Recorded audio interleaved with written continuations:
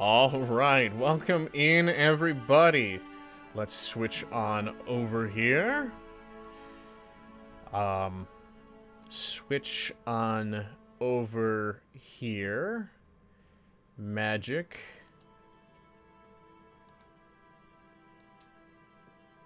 Is it happening? Is it doing the thing? It happened. It did the thing. Oh, Welcome good. in. Oh, good. Yeah. Oh, look, we're in the right place. I know, crazy. That never happens. All right, awesome. Yes, welcome in, everybody, to tonight's episode of Fancie's Fables. We are on episode 16 of End of Eros. Amanda, didn't you say we were like 18? It says 18 and I thought You it lied said to me. 18. I guess I can't see. Episode eyes are fine. 16. That was a nat 20 on the deception check there. Damn. I believe you. You believed me. Yep, I'll cut it in post. Don't worry. I'm joined by my wonderful party. Very observant they are. Amanda Dufresne playing as Kane. Art is my voice as Koraktal. Bulletproofturtleman as Temin. And Kelp as Phoebe. Before we get to our recap, I have a question for my players, as I do every week. The question this time is, what advice would your character give their younger self? I got you, dog. I got you. Thank you. Temin. All right, ready?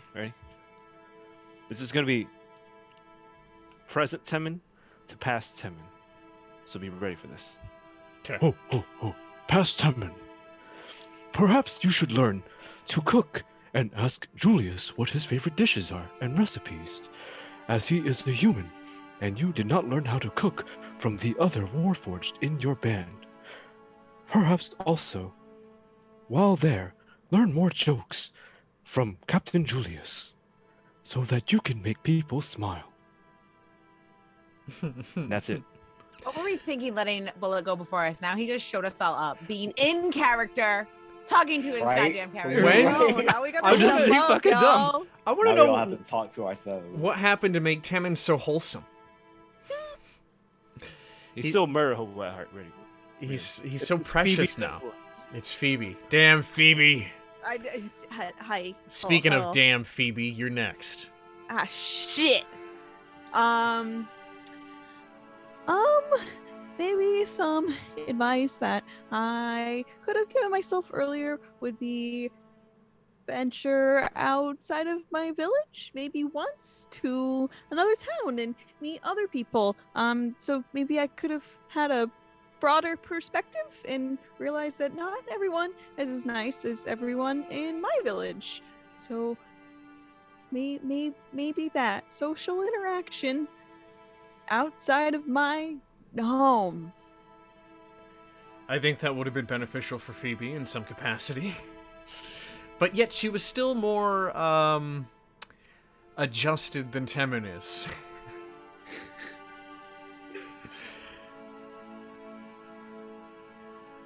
What's up, Ko? What are you looking at? Ko, you've been nominated. That's the buck. You should be more disciplined. And really, honestly, this could go either way. You either become more disciplined and a greater fighter, you learn to eliminate your enemies without hesitation, or find something that you really love that can take you away from all this tragedy and bloodshed. I mean, if Ko wasn't there on that fateful day of battle, he'd be in a very different place right now. If he was a better warrior and killed them all from birth, he would have had no threat. Born with Or- blade in hand. Or if he found his happiness at a younger age, he would have probably found another way of living. at that point in time. See, I just imagine just Ko coming out of the womb with like a knife in his mouth, like Poor mother. Not even in his mouth. He's just like already using his telekinesis to just like grab scalpels and stuff that were used to cut the umbilical cord. And he's just like, ah! What are you Doctor, talking about? you He cannot smack me on clearly the ass. he performed his own C-section. What are you talking about? Right? He was came like, out "Alrighty." ready to fight. The doctor was like, I'm gonna smack this baby on the ass. He said, no, no, I smacked you first. Telekinesis. Wow. All Speaking right, of all right. smacking bitches, what's up, Kane? Thank you, So this co-DM one- Phoebe. Oh this my one's God. really hard for Kane because Kane is still developing so much. But if he were to talk to like childhood Kane, he would probably tell him that there are far better things ahead than anything he's going to leave behind. So just keep fighting.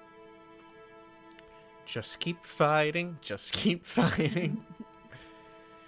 Yeah, it certainly is interesting for Kane that things are turning out better than he thought this kind of situation would, but much different. I wouldn't say it's great, but it's not awful either. All right. Well, let's get into the recap. Last episode, our party ventured north to Neverwinter. The captain, or not the captain, the champion, Kane, received a letter at his estate.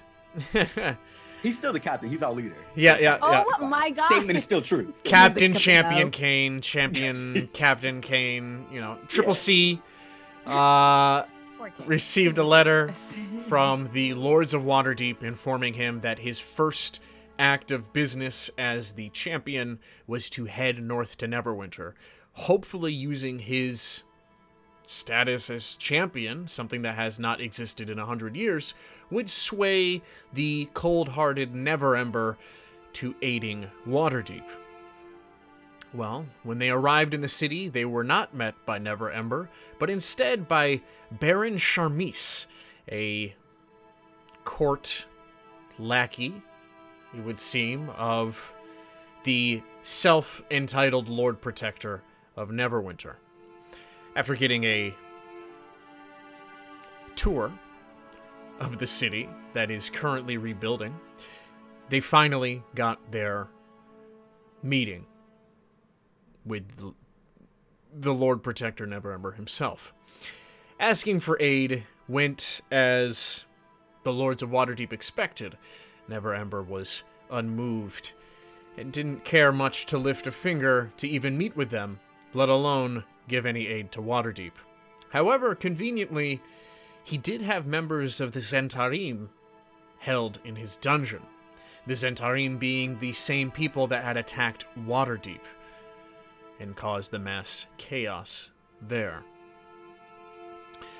Our party ventured then into the dungeon to speak to these Zentarim agents. And the exact nature of these interrogations will be left to our prior episode. The information garnered, however, informed them that there are items of power that they are after, and that someone new is running the Zentarim.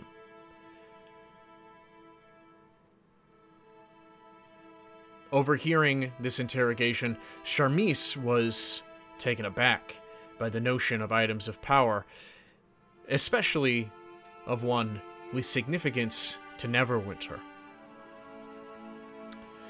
Telling the party he would meet back up with them at the Shining Serpent Inn, or at least send word to them, he sent the party off, where they arrived and procured rooms, the party drinking together and sharing stories of their past, save for Phoebe, whom, after the events in the dungeon, escaped through a window, seeking solace in a shrine of Eldath, brought in by a elven-looking woman to the city.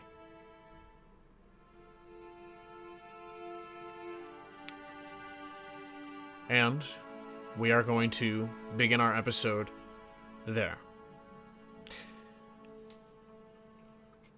Phoebe, you awaken in a small home.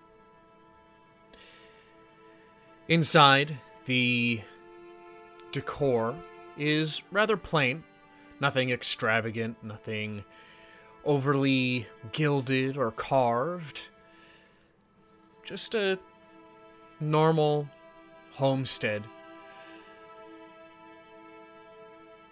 And you hear the sound of somebody rummaging through what sounds like cutlery or plates.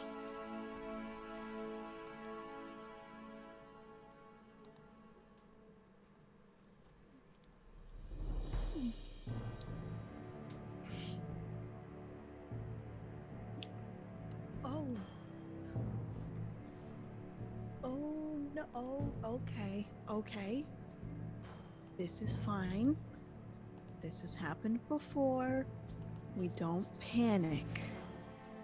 She's just gonna like carefully get up from wherever she was sleeping, and she's just gonna look around a little bit. Stealthily. Yeah, so you look around at your surroundings. Give me a stealth roll if you'd like. Ooh, dirty 20. All right, you are a shadow in this building. Yeah, so you get a bearing of your surroundings. So there are a few windows that are open, the morning breeze coming in. The sun is just barely peeking over the walls. And there are two doors visible. One, which you would assume is the front door, just a few paces from you, and then a back door leading through what appears to be a small dining area, and the sounds coming from what you would assume to be a kitchen around the corner. Okay. Booker sits on a table in front of you, along with your pack. Oh my gosh, Booker, hi. Okay. Hi. I don't know where we are, but I think it's somewhere good. She's gonna inhale a little bit. Hello? Oh! You hear a sound. And then out from around the corner appears the elvish woman. Oh, well, good morning. I hope you aren't too startled to awaken here. Oh, no, I was just wondering where I ended up. I'm sorry to have caused any trouble. I don't mean to impose. Oh, you are no trouble at all. Absolutely not. She sets down a teacup in front of you and sits on the other chair across from you on the other side of the table. You seemed very labored by your travel. You know, I saw the pain in your eyes yesterday. Not many people travel up north, especially not to here. Neverwinter's not very kind to outsiders. I would know. Oh, so I take it you're not from here originally? Well, originally, yes. This is my parents' home, but I chose to live in Neverwinter Wood. I felt more connected there. I am half elven, though I feel more pulled by nature than by society. I seek to protect all things in life, thus my following of Eldath. My shrine that you prayed upon was carved by me in Neverwinter Wood. I brought it with me here. My name is Thalessa, by the way. Oh, sorry. I've gotten into a very bad habit of forgetting my manners recently. I have reasons or assumptions as to why that is, but I will not blame anyone but myself. It's really nice to meet you. I'm Phoebe, and this is Booker. And I'm a halfling. I was from a really small village too, and my mom raised me under Eldath's banner, essentially. So I guess you could say I'm striving to be a protector of life as well, although it's getting to be rather hard. It is quite difficult in the day-to-day. Pleasure to meet you, Phoebe and Booker. Stay as long as you'd like. I have a full stocked pantry. I do have some things I need to get to today, but you're more than welcome to join me. I'm spreading Eldath's healing to the southeastern district today.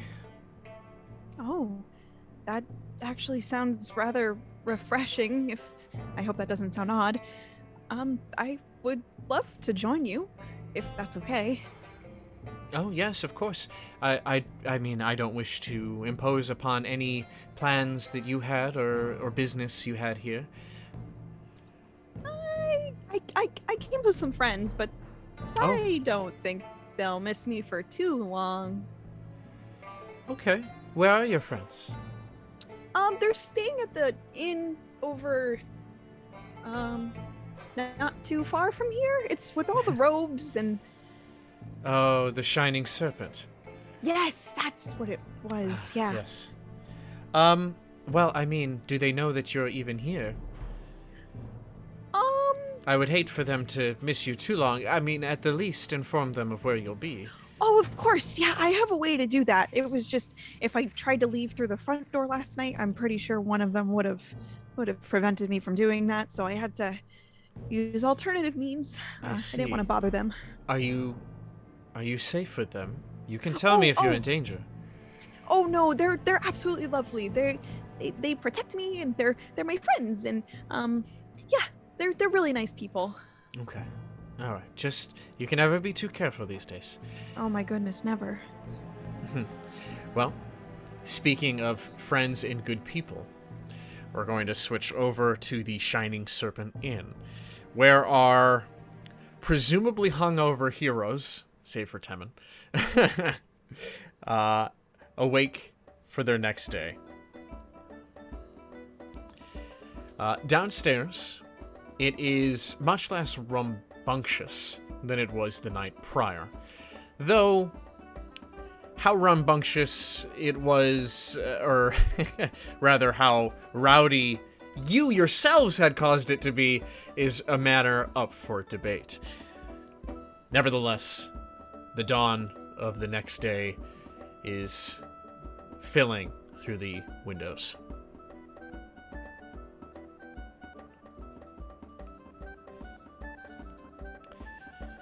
There is a full-service breakfast bar downstairs, part of your high room fee. Complimentary, of course. I'd like to think that the night was very good, but not so good that it like laid Ko out to the point where he didn't want to get out of bed. So he's probably downstairs like enjoying this like full spread and the luxury, you know, that comes with being in this particular establishment. Of course. He's already got like whatever morning ale or whatever exists at the moment. Some hair of the dog. There we go. Yeah, he's already just doing his thing, just chilling, eating, food, drinking. Sounds great. Temin is right there with him, and he's actually annoying the servers. And how do you make this? What is this called? And he's just pulling out like a little notebook, just trying to write down recipes. Mm-hmm. They're like, dude, like, stop asking me questions, man. And then like one of them is like, well, I gotta get back to the kitchen, but they can tell you more. And then and observe how you cook in the kitchen? No, it's closed to patrons. Oh, okay. Well, at any rate, they sure know what they're doing back there, Temin. Trust me. This food is delicious, no? Yes. You see Temin like grab a piece of food and like shove it in his face, like. So, this interesting texture and this taste means that it is delicious. I will have to note that.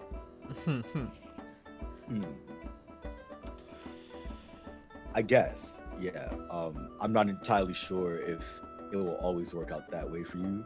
Sometimes, I do you know not what? have Whatever. taste buds. It'll be fine. It'll be fine. Yes. Yes. That right there Well- was good. Well, I do not have a preference to food, as you can tell. I can taste and detect the sense and flavor, but good or bad does not matter to me. Oh. I do not envy you. Question. If we go downstairs, do we have to wear robes for breakfast too? Yes. All the time. All right. Well, I am gonna get dressed. There is a dress and code. I'm gonna have my clothes under my robe, but I will go downstairs and see them too. All right. I think there was a clause in there that we should, wear clothes underneath our robe too. I told you, Kane gotta was be- shirtless last night. You know this. At least you had something, on your lower half. He had pants. He did have pants. Yes. They had to put that rule in there. Yep. Yep. Perfect. So I'll go down with them and I'll see Tevin and Co together and approach them. I know we drank a lot last night, but did anybody see Phoebe? I have not. Neither have I, actually. Do you think she is in danger? She could just be in her room. She could, but have you seen her this morning? Not yet. I will. Would you care to go with me, Kane, to go check? Sure, let's go, Tevin. Yeah, I'll wrap up here and we can figure out what else to do today. Okay. So you head upstairs to check on Phoebe's room, attempting to recall the number of her room from the day prior, and you knock on the door. Silence. I'll grab the handle. Did you lock the door, Phoebe, before you left? All right. So you swing open the door, and it is an untouched room, save for the window, the latch open, and the curtains gently billowing in from the outside breeze. I'm gonna run over to the window and look out the window. Like, You see fuck. various people milling about in the early morning. No sign of Phoebe. But there is a lattice that would easily be traversable down. If I look, is there any sign that she might have climbed out the window or someone broke in to get her? There's no sign of forced entry. Just appears to have been opened from the inside. I'm gonna take my robe off and throw it on the floor, and then I'm gonna. How big is the window? It's actually, I mean, it's normal window sized. You're gonna have a little trouble squeezing through. I'm gonna try and squeeze through. It's not like There's a like bay a little window. ledge he can stand on, right? Okay, so you start to squeeze through, Yeah. and then you hear from the doorway a man. Oh, we have a front door for that. There's no time for that. I need to get out here. I'm gonna go. Oh. A free spirit, then. He looks at Temin and Co.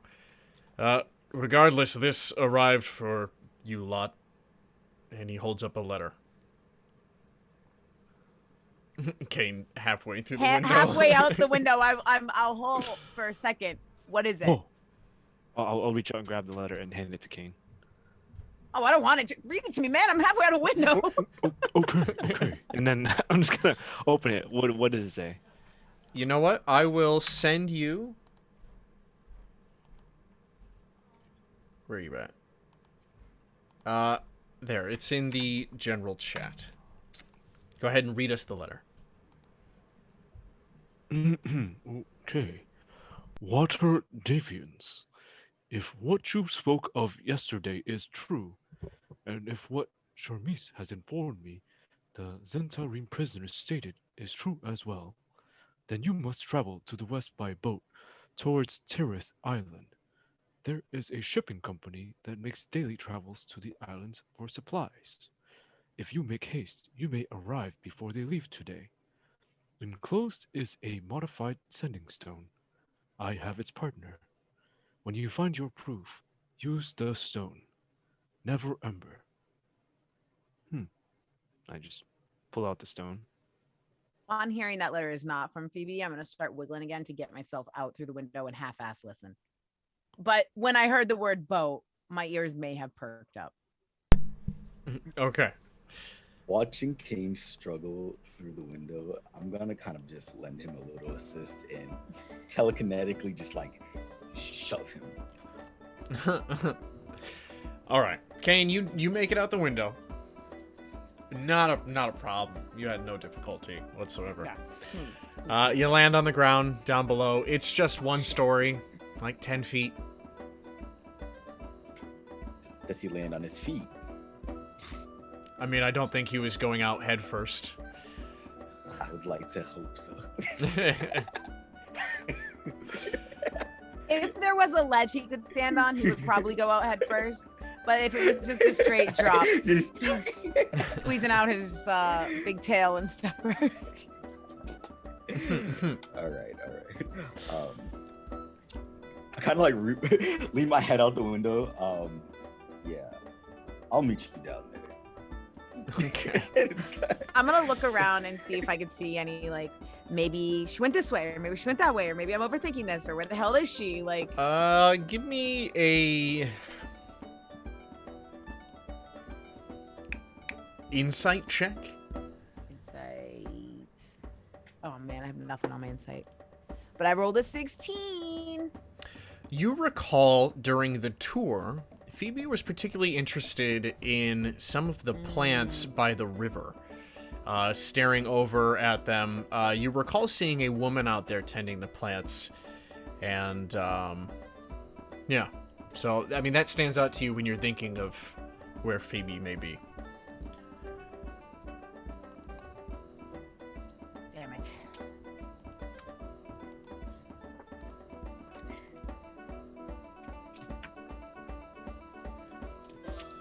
So, as Ko's walking away from like the window and stuff, he's gonna kind of just like, Temin, do you really think she would have left us? Seems really odd for her. I believe she may have wanted to venture out for some fresh air. That sounds more like her. I say that as I'm like grabbing like a bed sheet and then like looking at Ko and just shoving it into my bag suspiciously. But like deadpan face, like Well, kind of like side eye him, like what the hell, but not actually say anything to him. Just kind of like, whatever, dude. As I'm like taking like a short sword out and I'm like cutting up some of the bed sheets and making like a blindfold like we had before, and just like shoving it into a side pocket. okay. Perfect.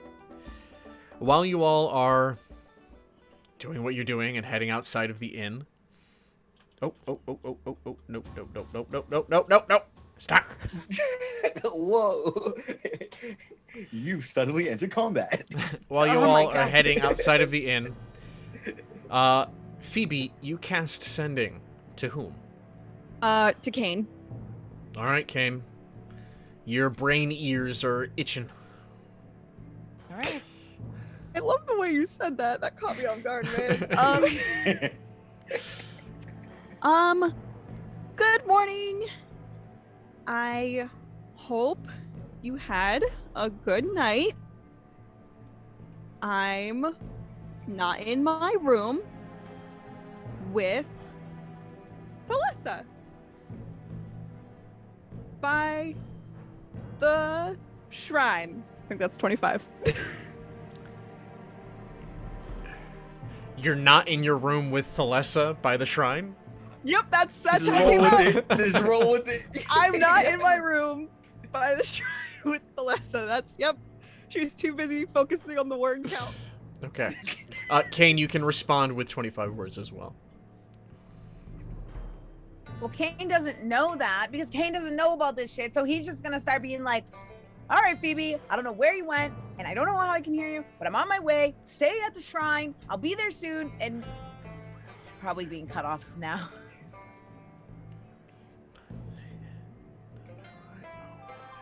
That's 24 words. Whoa, she's Stay at the spamming that shrine, I'll shit. be there soon, is the last And thing you hear. That's all. And then because I went out the window and I'm assuming the other two are gonna go through the door, I'm gonna go through the door of the bar, Yep. like kick it open and be like yelling in. I don't care if they're at the door or not. I'm gonna be like, "Go, Tevin, go into the shrine." Okay. Do we hear this from the window? Yeah. Yeah, you hear this. All right, Temen's diving out the window. It doesn't matter if he's breaking the window, he's diving right out the window. Perfect, right out. How do you like reverse Kool-Aid Man? Like you break out? Yeah. And just Oh, to the temple! Whoosh! Jumping right through. I'll roll Alright. whatever you want to roll. So we're going to fast forward a little bit, and as you travel back to the river, you see Phoebe standing on the riverbank with Booker in hand. Do I see them? Phoebe, you see your companions approaching the riverbank. They do not have a Booker in hand. Oh, okay, good. I was wondering. oh my. Oh, hi. Good morning. Did you enjoy whatever it is you want to do? Oh, yeah. Well, I didn't want to bother you guys last night, I figured I would meet some variety of resistance if I went through the front door. So, I went to see Thalessa and her shrine, so that I could kind of, be with myself, I guess. But I'm okay. How was your night? So you received fresh air, yes? You see, Ko? She got fresh air. I'm gonna glad walk up hear to her, that. looking like a disapproving dad, and I'm gonna crouch down and I'm gonna look at her, and I'm gonna like look her over and be like, "Well, you do look fine," and I'm gonna stand up, be like, "You're lucky you're fine. You're lucky." And who the hell is Tharissa? Thalessa, she's the elven woman who looks after the flora, and her house was nearby, and yeah.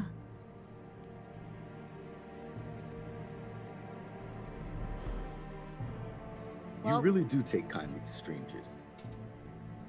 Is Tharissa anywhere around?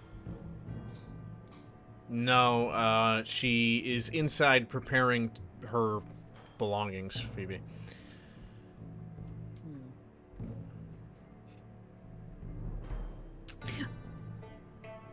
But well, it's not like she was scary looking, you know. She was like, just meditating and probably praying, and I came over and we talked for a little bit, and she gave me this really good fruit. And then I think I fell asleep. And then she brought me inside so I was safe.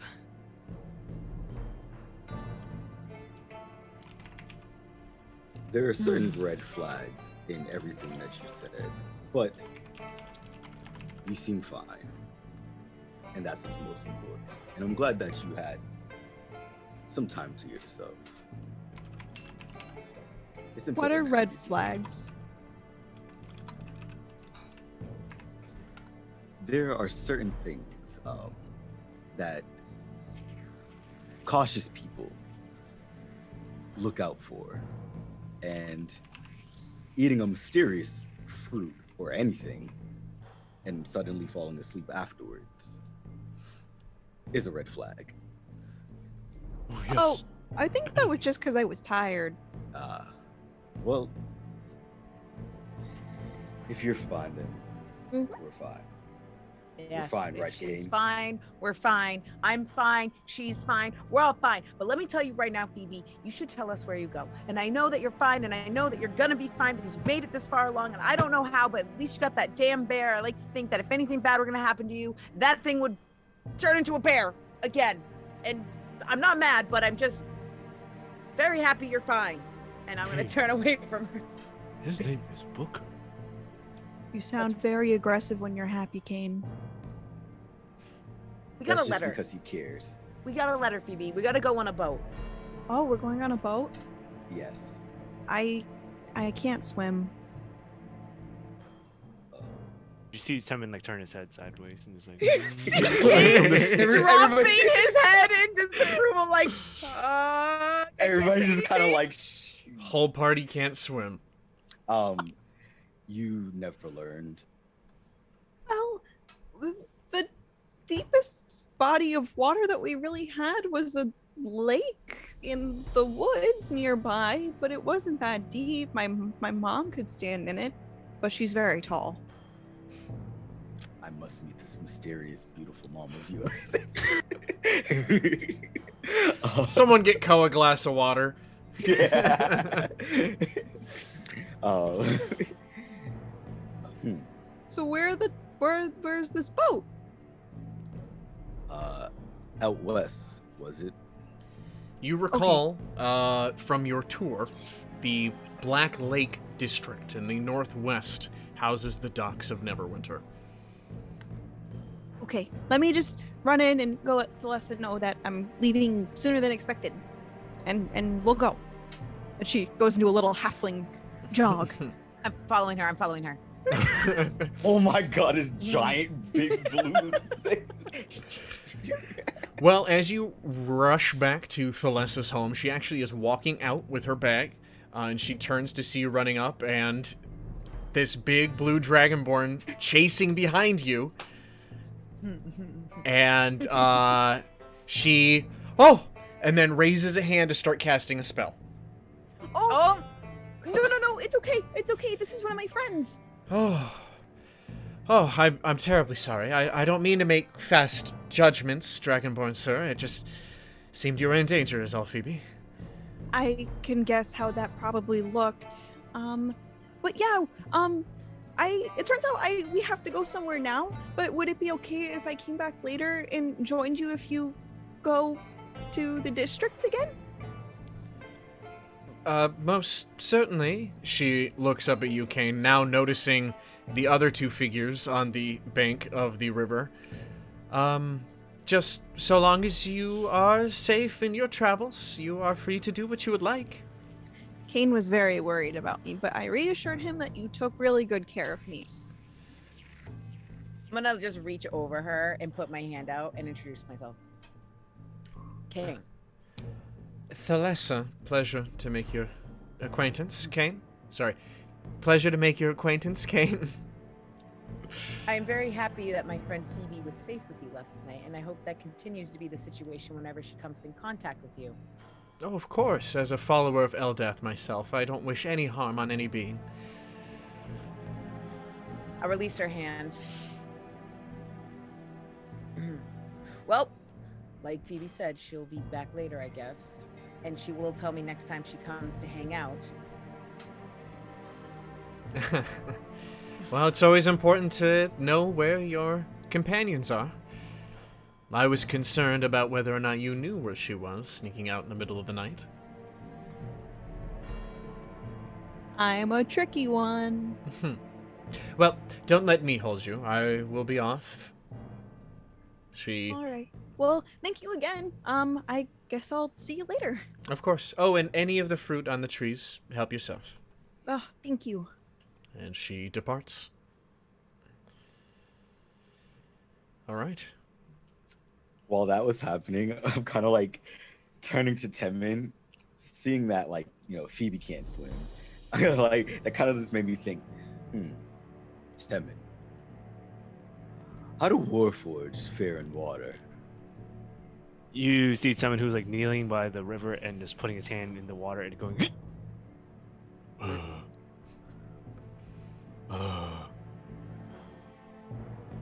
and just turning slowly to look at him.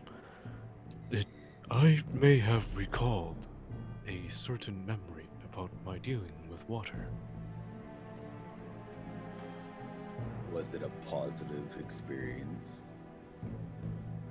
I may have gotten excited and fallen into the water and sunk horribly. somehow that makes complete sense for you. I do not fare well in water, and every time I am reminded, You see someone just kind of freeze up. Yeah. I see. Well, hopefully King can swim. He'll be fine. As long as the boat doesn't tip over, we should be okay. What? Why would it tip over? You just see Temin just like kind of nervous. If he had a nervous face, you would be seeing it. Listen. I just meant it as, worst case scenario. It's good to think ahead, and it'll be fine. Wait. What do we do if the boat tips over? And he just comes up to Kane and starts shaking him. Go. Kane, you're here now. What the hell is happening over here? I'm gonna try and separate those two. What is going on? So both Phoebe and Temin cannot swim. In fact, Temin will sink. Probably very quickly. I'm gonna put my hand on Temin's shoulder and I'm gonna be like, "Don't worry, Temin. Ko can swim."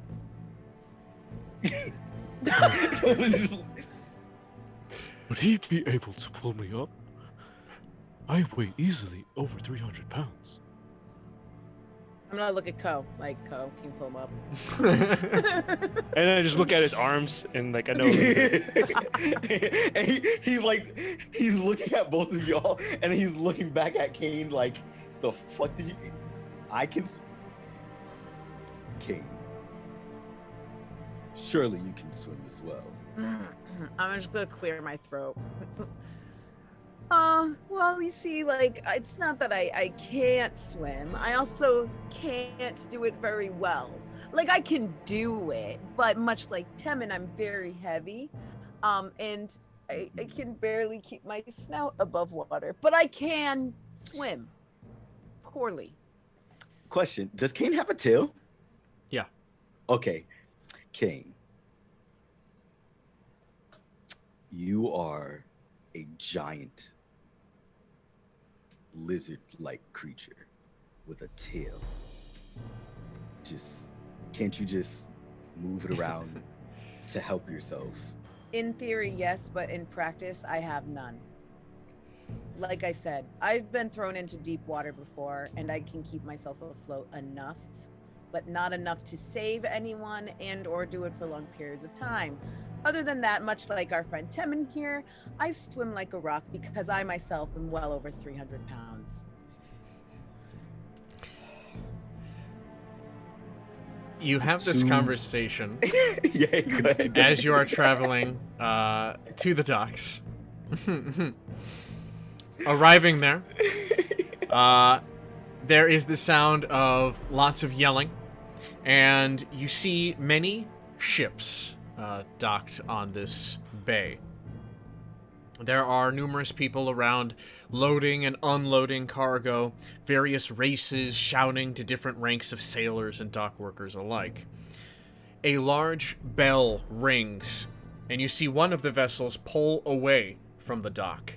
As it gets further, it drops its sails to catch the southern wind and begins on its voyage elsewhere. I think by the time we arrive, Ko is well into criticizing both of these warriors, but more so Kane, because Temin makes sense. Kane does not. You're blue. Doesn't that mean you're like water or something? Oh my god. The mighty Dragonborn. And I'm just gonna keep reminding Ko. I'm just gonna be like, I can swim, but not well. I can do it a little bit. What are those muscles for? Just propel yourself through the water.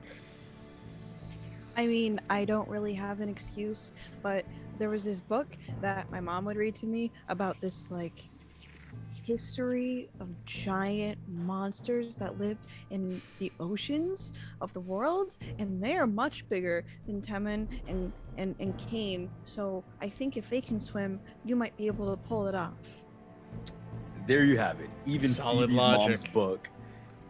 Oh, did these creatures have fins and skin that made them live in there, and breathable things on them, like gills? Some of them didn't. Some of them looked like birds. Some of them didn't have any of those things at all, and they were just like. See, swimming birds. There you have it.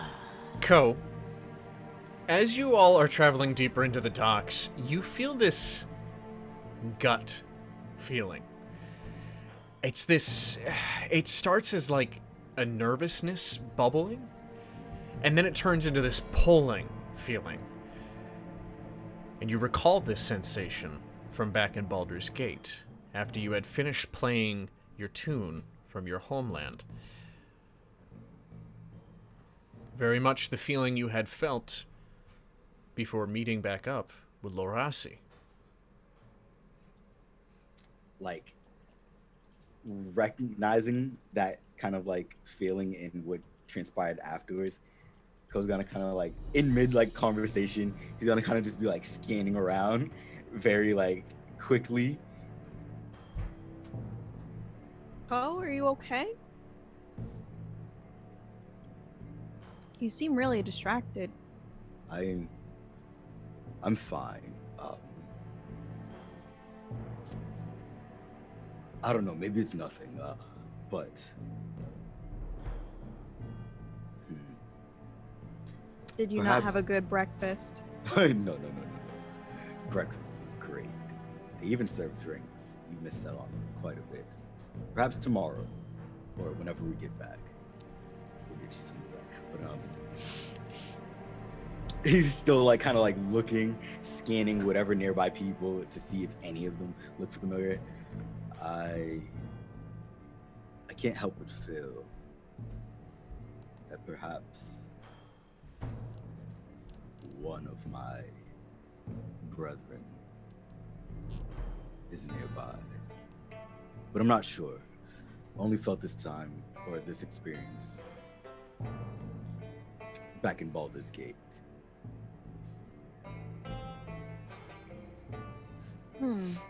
Well, I'll keep my eyes out. So will Booker. Now Phoebe's gonna like start scanning around, but like obviously.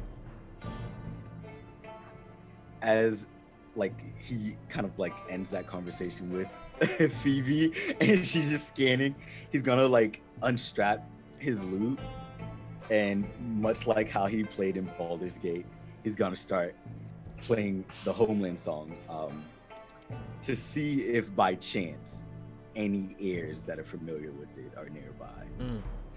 As you're playing, you feel this urgency now. Your fingers begin to kind of tremble as you're playing the notes. And as you all travel further into the docks, looking around as you do, you see a large cargo ship. You get this instinct when you look at it and you stop in your tracks. You look up at its wooden hull, a deep orangish brown. The name Big Dog emblazoned on the back of it in gold lettering. There is a half-orc shouting at two workers who are pushing crates on wheeled carts up a loading ramp onto the ship. And as you look at the rest of the crates that they are to haul up there, you see a man leaning back.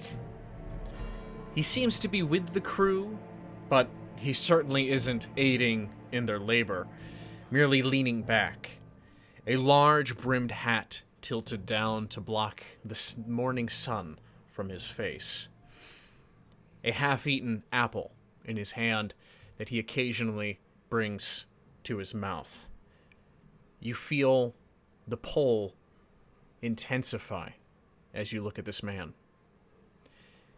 And we are going to take the quickest of moments because we have a guest for tonight's episode. Bring them out. Bring them out.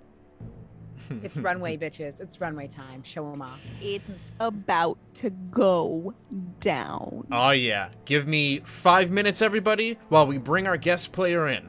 Don't go nowhere. I Yeah, can't they wait should. to see this go down. All right. I'm scared. Yes. Everybody welcome our special guest for the next few episodes, Prince Kovu, who will be Hello. playing Mirak Tao. And we are going to get to know this individual right now. So yes, you see this individual leaning against the crates ahead of you.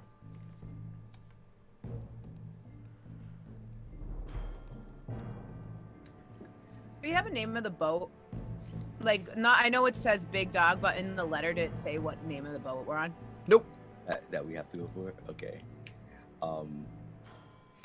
Actually, it should have mentioned, this is my bad, I meant to go back and add this. It should have mentioned the Independent Neverwinter Supplier as a company name. Feeling that pull kind of intensify in seeing this particular individual, Ko's gonna kind of get like as close as he can on the dock to where this guy is and reach out with his telepathy. Are you Kalistar? What?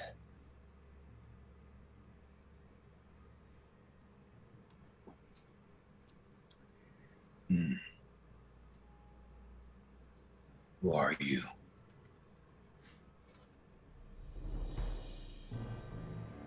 Do I recognize the voice? Both And of then you, response. when you hear the voices, there is a tinge of familiarity, though you can't place the name right now. I am Ko Raktao.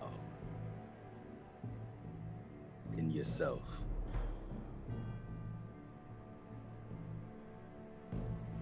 I am Mir Rockthal.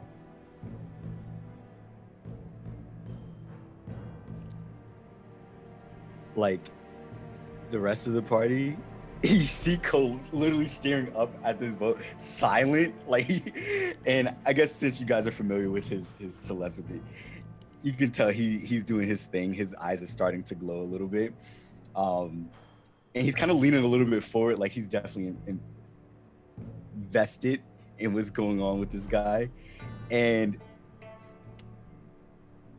he kind of breaks that. He just shouts up, "You fucking idiot! It's me!" Mir, when you look up, you take a look at this man, and then, yep, that's fucking Ko.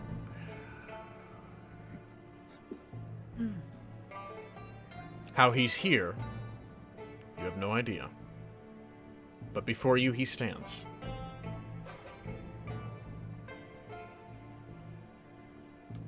Would I feel a sense of nervousness?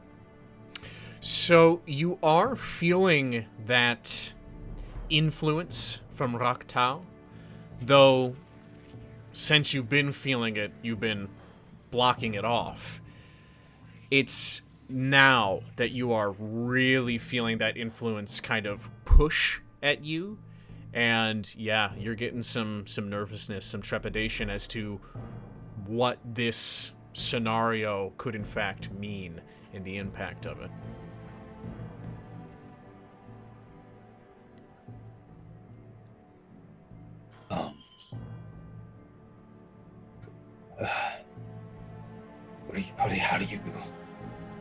How did you get here? What are you doing here? Go. Well, that's a bit of a long story, but remember that blast? And he's kind of just like saying this now. He's like verbally. that glass, the light, whatever happened, some of us were sent here to Toro. In fact, I found Lo not too long ago.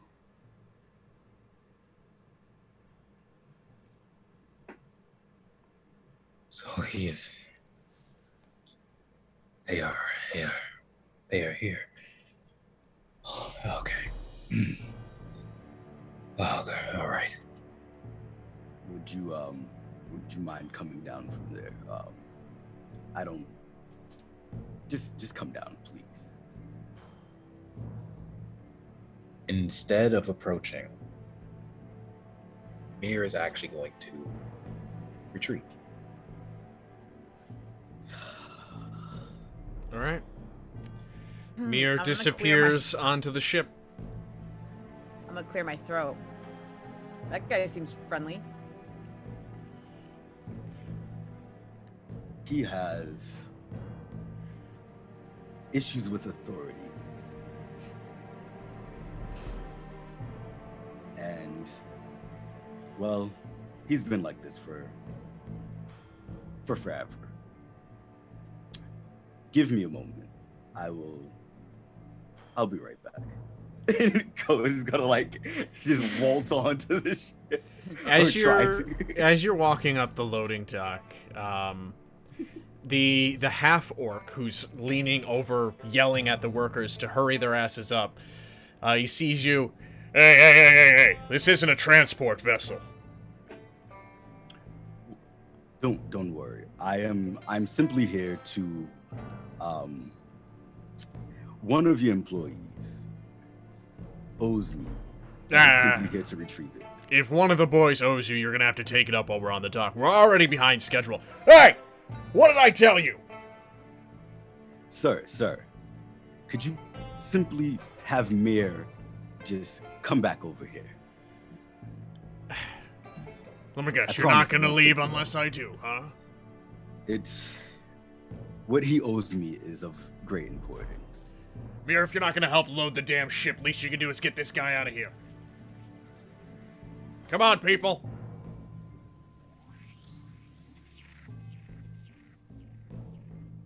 Mir's gonna take a deep breath and make his way back over to Ko. And his demeanor's going to change. Oh, Ko, you're that Ko. Hey, man, how have you been? What other code? What other code would reach out to you telepathically and then state that they were Kalishtar and ask you if you were as well? Stop with the games. I've been great, relatively speaking.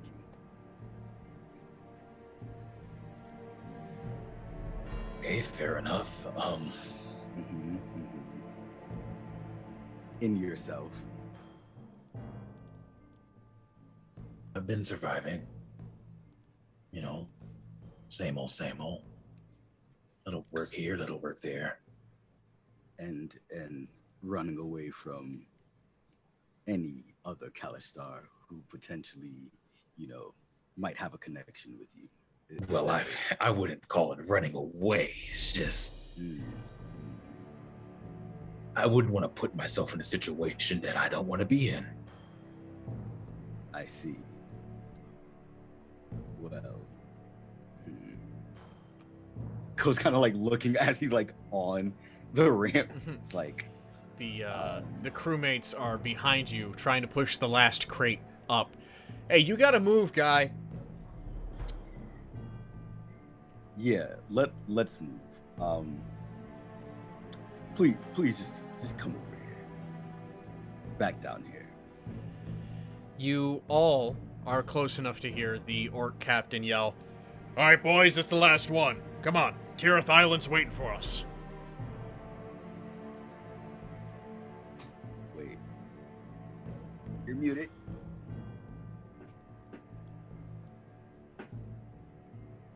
Well, looks like I have to go. It's very nice seeing you again, Go. I'm gonna just like yank him back with my telekinesis. No. Just out of character, real quick. That is the island that we're supposed to go to, right? It's the island from the letter. And so I'm gonna like stop him from like walking away briefly, and I'm kind of walk up and put my arm around his shoulder. Me and my party, and I'm kind of trying to like, address them. We're actually heading to the same island as you. So let us go together. Oh, that's very unfortunate. I'm sure we don't have any room on the ship for. No. It's fine. It's fine. We have permission to be here. Oh, yes. I have this letter. See, Timon has a letter.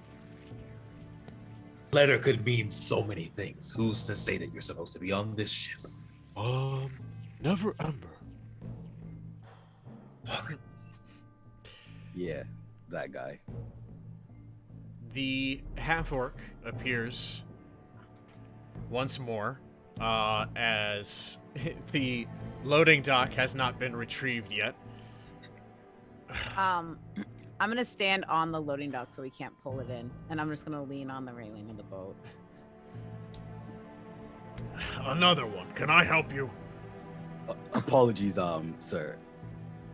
It would appear we actually intend to board this vessel. No. Whatever he owes you is not enough for this. No. This is a separate matter. It's just a matter of coincidence where as far as this is concerned, Timon has a letter from Lord Neverember about us boarding this vessel to travel to the island you mentioned. I just Show me that. He looks it over. He looks at the seal. He looks at all of you. Captain, it could be forged. How do we know? You're right. A letter like this doesn't matter, though. Honestly, perhaps I'm just cranky because we're late. If you're gonna get on the damn ship. Let's go, everybody. If you're crazy enough to go to that goddamn island, far be it from me to keep you from your death. And when Alright, would we well, die? You heard him. I'm just gonna kind of like jump in, and as I'm passing the captain, I'll be like, also like just looking at my claws. How long have you been a captain? 15 years. Man, double digits. That's fine enough. And I'm gonna look to Tim and be like, I don't think he's gonna capsize this thing.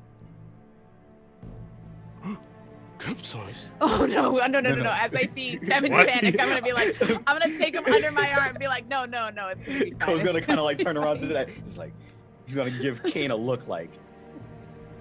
I didn't know, man. I didn't know. If I see this interaction and I see Cole turn away, that kind of thing, I'm trying to walk away. I'm trying to just get out of the situation. Amir's dipping.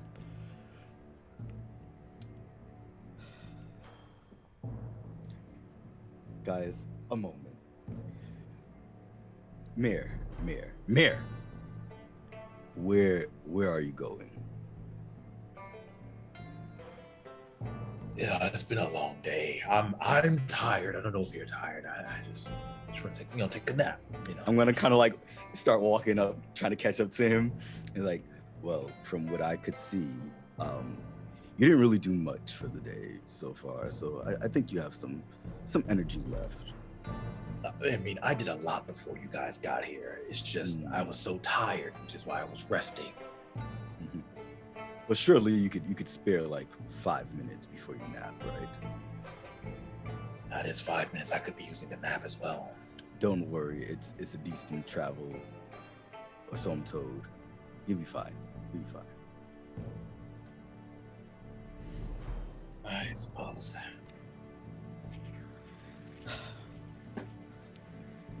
Assuming the rest of the party is on their way or has already boarded, Cole's gonna kind of like turn back to them. Friends, this is Mir Raktal.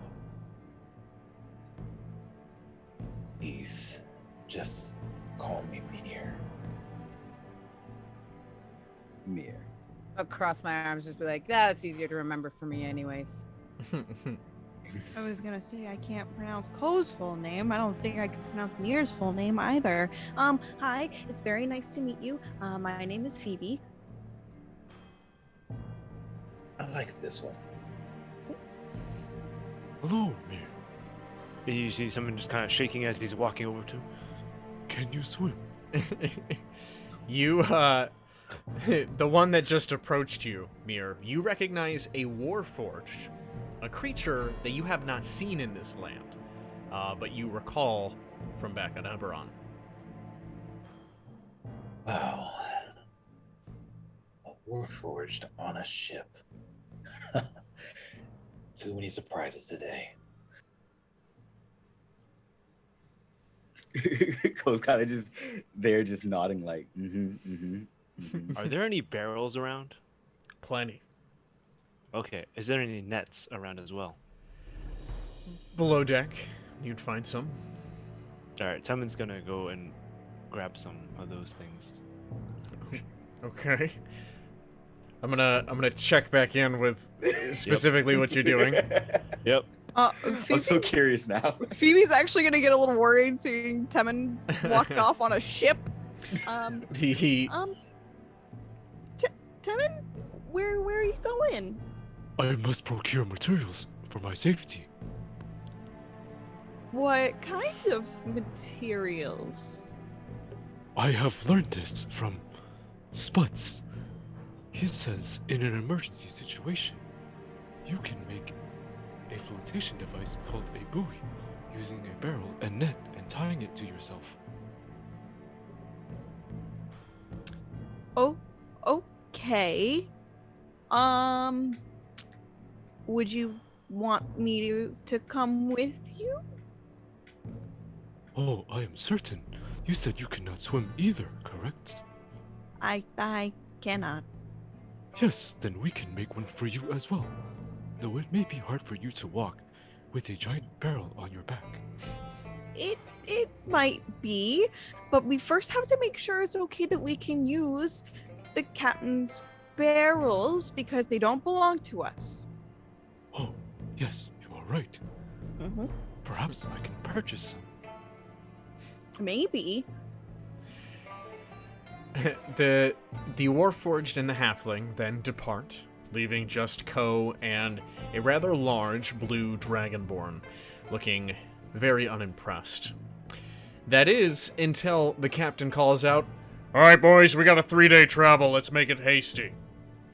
And the ship lurches forward as it undocks and sets out onto the sea.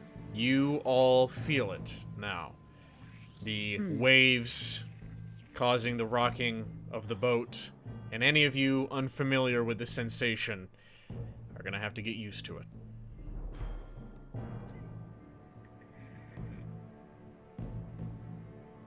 And this is Kane.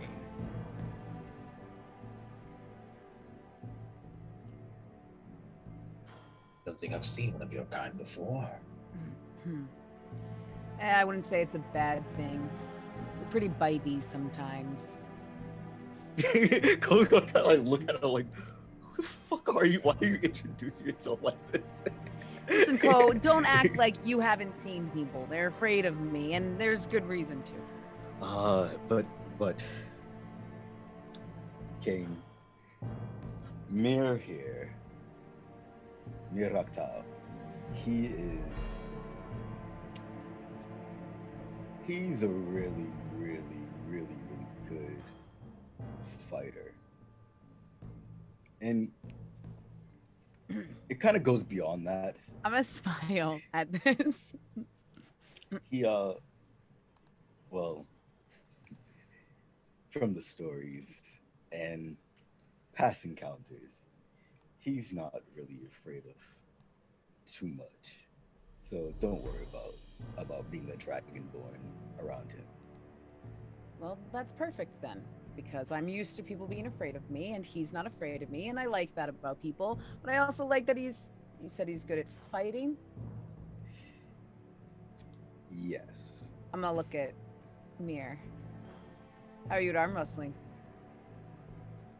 God. That sounds amusing. Are you scared to go up against these guns? Classic Kane. Let's see. If we're going to arm wrestle, it has to at least be fun, right? Well, it's fun if I win. Well, should we wager? I think I have some gold on me. That'll do. Let's see.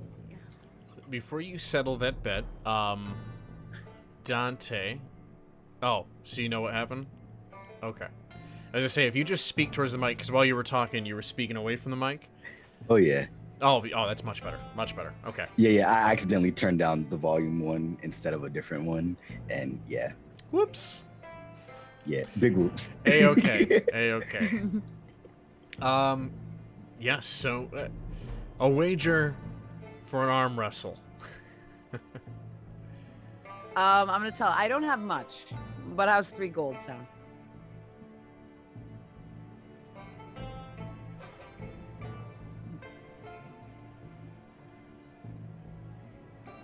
How big is Mir? Mir is the same height as Ko, though you can see his muscular definition much better. Sorry, Ko. I know who Mirror is. And imagine it's well placed. Yeah, imagine like that Spider-Man physique. He's thin but muscular. Ripped.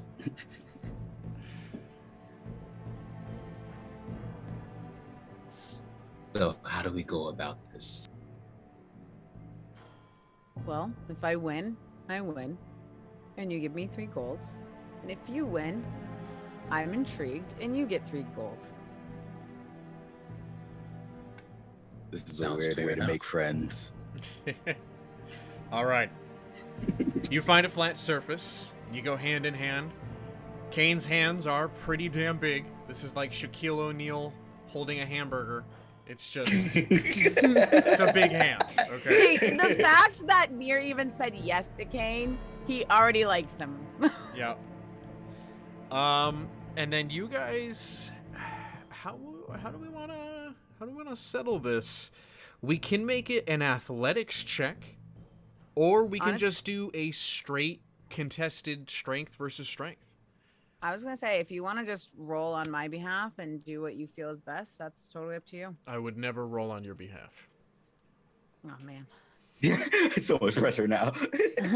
Dang, now I gotta do math. Why don't you both just do a strength roll for me? All right. I don't do that. So, are you on the D&D Beyond sheet? You should be able to click strength. If you just click the +1 in the strength box, it'll roll a d20 on there. I'll roll it digitally too. In D&D Beyond, not on the PDF I sent you. No problem. Yeah, so you click the D&D Beyond link and then click on Mirror and claim it.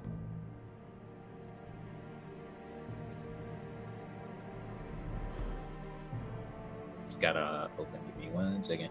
No problem. And we're doing strength. Yep.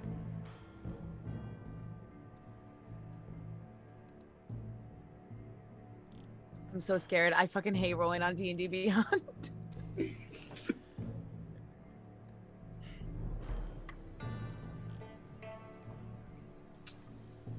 Is that a good or a bad roll? Oh, Oh my.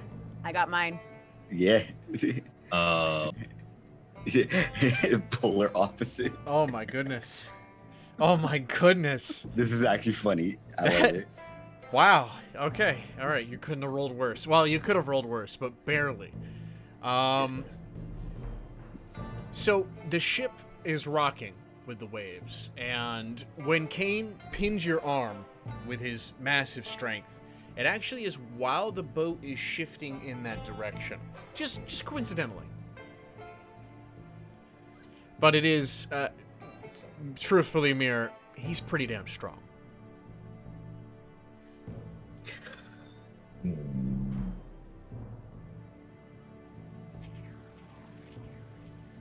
Okay. Seems as if the boat is in your favor. I will pay my due.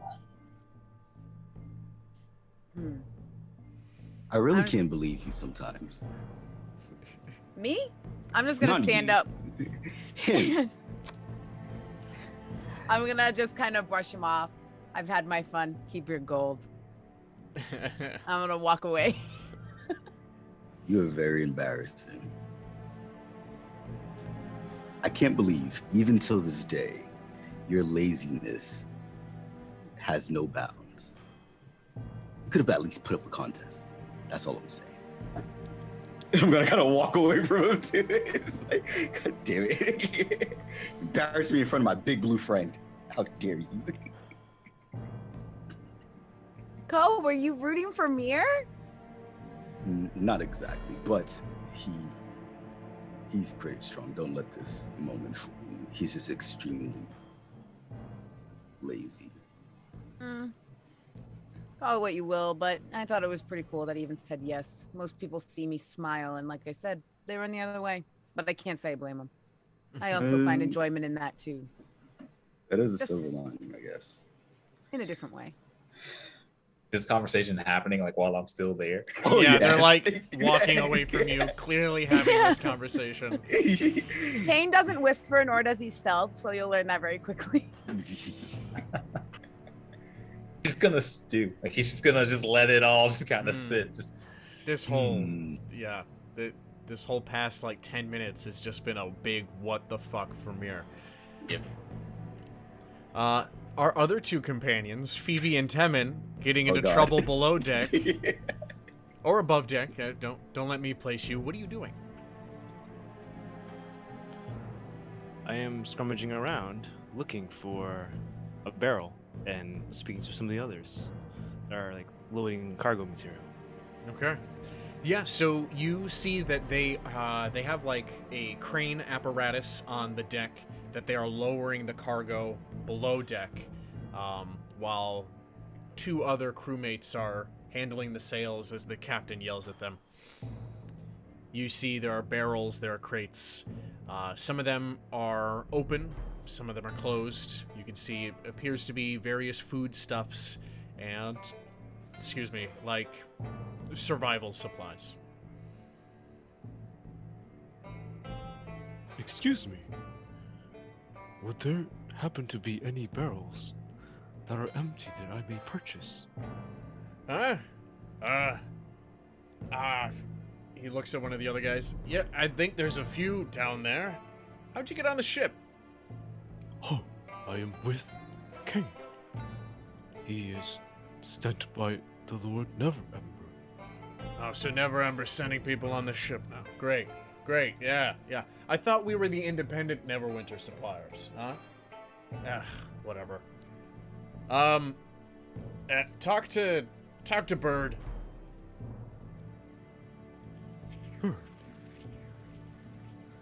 I do not speak to animals, I'm afraid.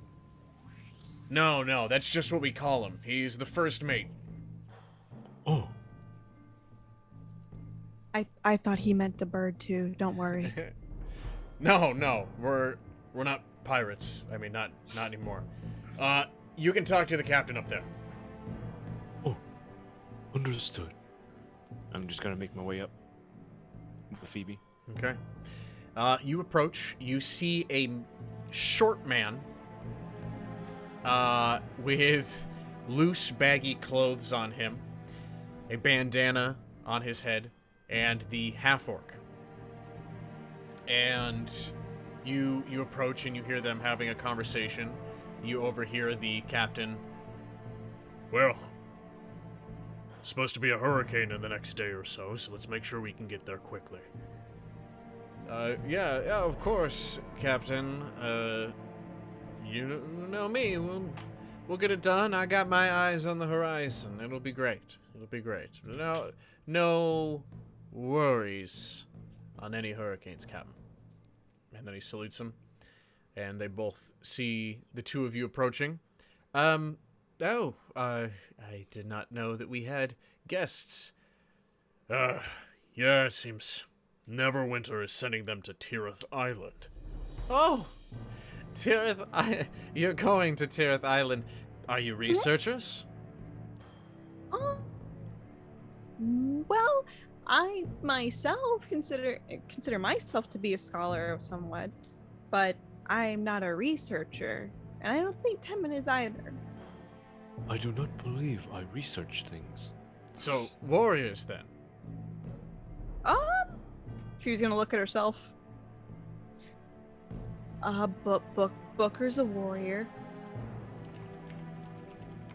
Well, whoever Booker is, I hope that he's a fantastic warrior, because there are some big deals on Tirith Island. I hope you know what you're getting yourselves into, Captain.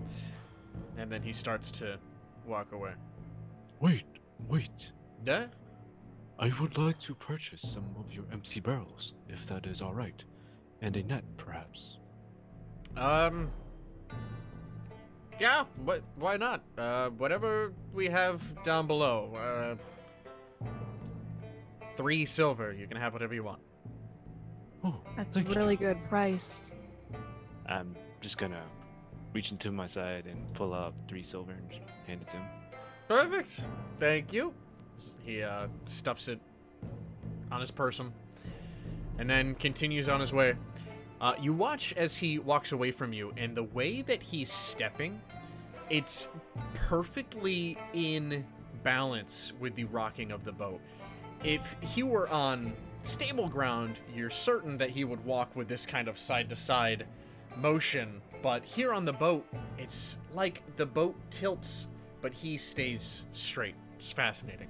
Ooh, I Amazing. need to learn how to walk like that. I'm all over the place. And she's gonna start like kind of copying the bird, like just big halfling steps. The bird, he is a human. Oh, I I don't figured. know if I said that. I thought I did. Regardless, yes, the bird. Now I'm unconfident. All right. All right. Let's go get a net, and let's go get a barrel. Yes. 2, perhaps. 1 for you as well. Maybe because, I'm a little on the smaller side, we can wait to get my boat, if anything happens. Okay. Understood. Okay. So, you definitely find it below deck. All of you on the ship, as I said, it is a 3 days travel.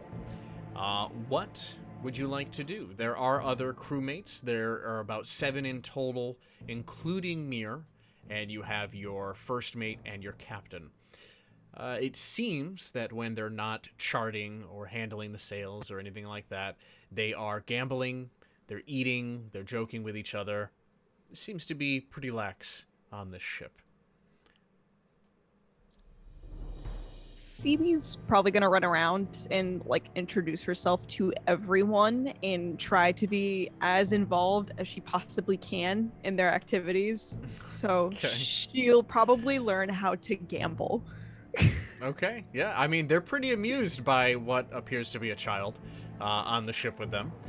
And so intrigued in gambling, and they think it's hilarious to teach you what would essentially be blackjack.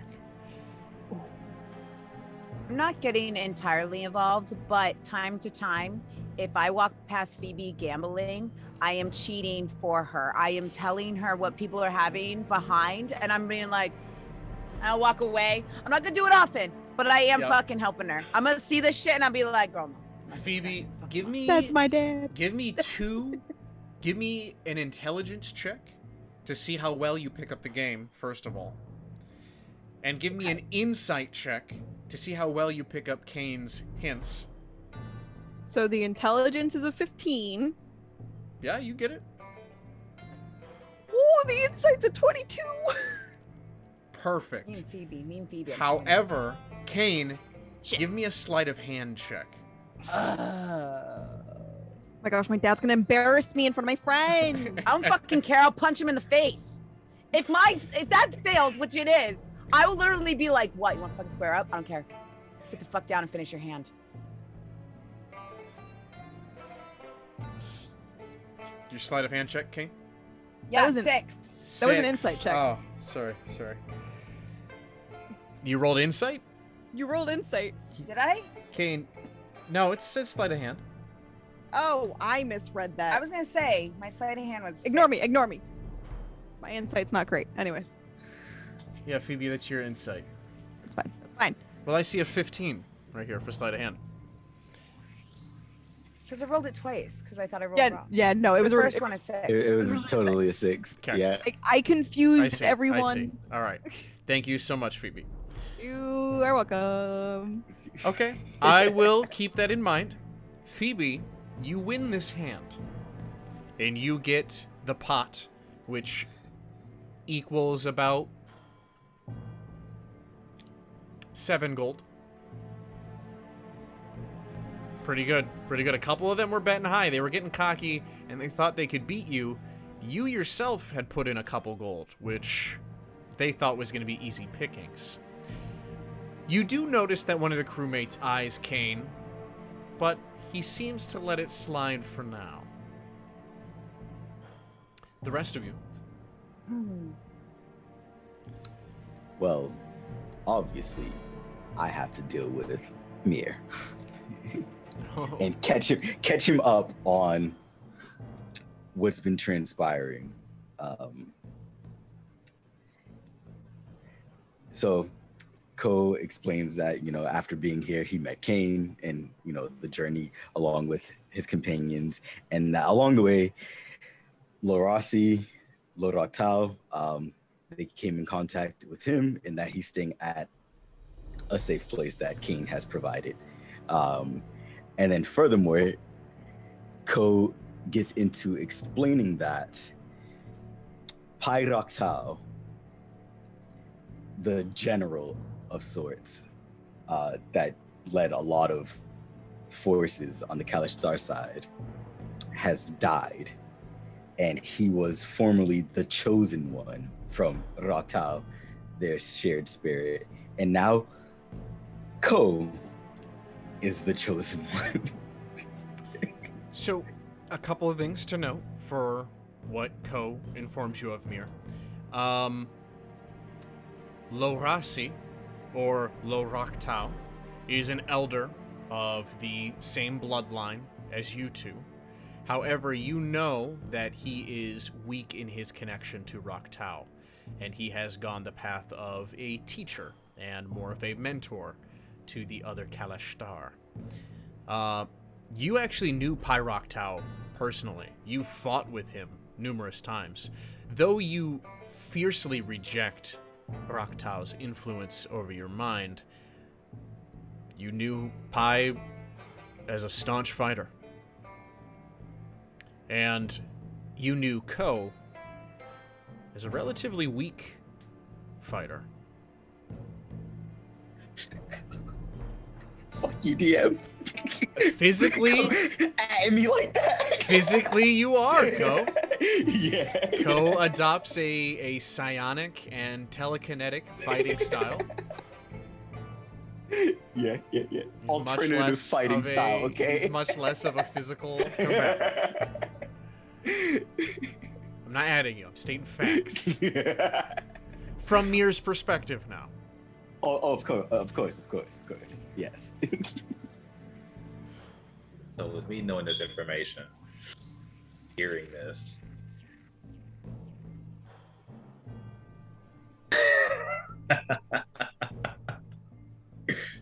oh, that's funny. That's very funny.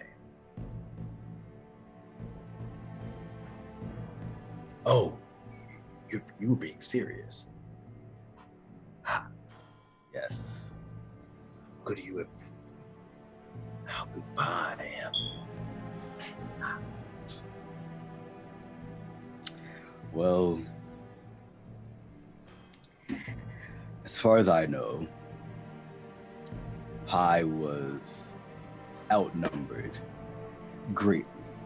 Usually numbers don't really matter for him, but apparently they did this time, along with whatever capabilities the Inspired had at the time.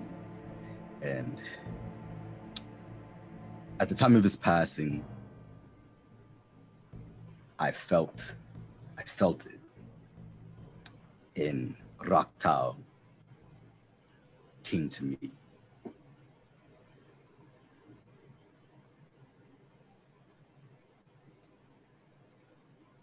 Oh, Surely, if you weren't so adamant on rejecting our Kori, you would have felt it as well.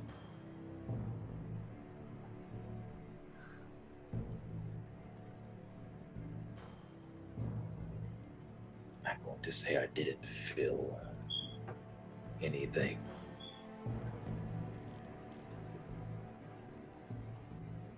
But I will say, better you than me. You both, as you're having this conversation, you can feel Raktao's presence between the two of you. The air almost electric with his energy.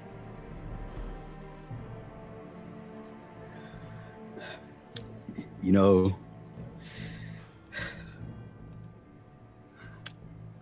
growing up hearing about you and Pi and your feats on the battlefield, one would have assumed that, well, you were meant to be Raktao's chosen, even more so than Pi. And then surely, like you said, even though it's better me than you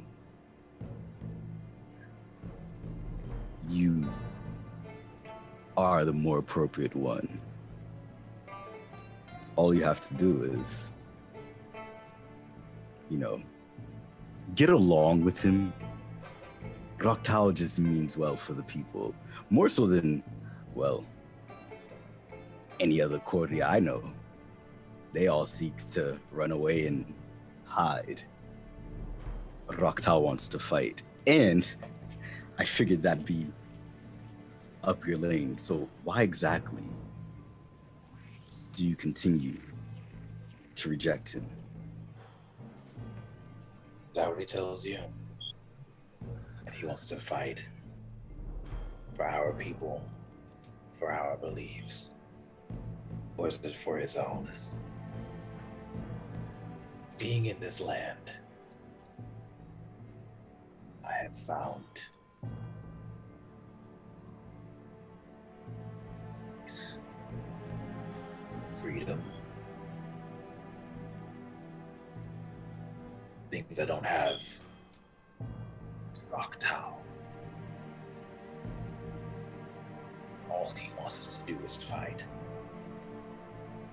Here I have the choice that if I want to fight, I do it because I want to.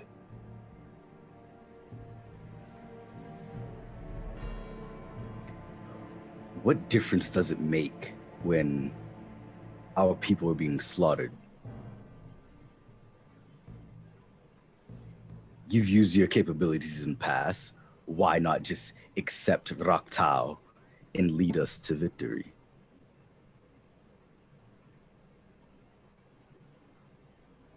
Surely the freedom you seek can be gained after we're done fighting for our lives.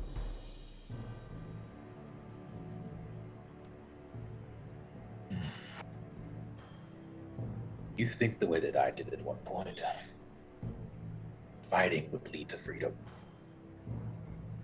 Fighting would lead to peace. Who's to say that we're fighting on the right side? Who's to say that we're supposed to win?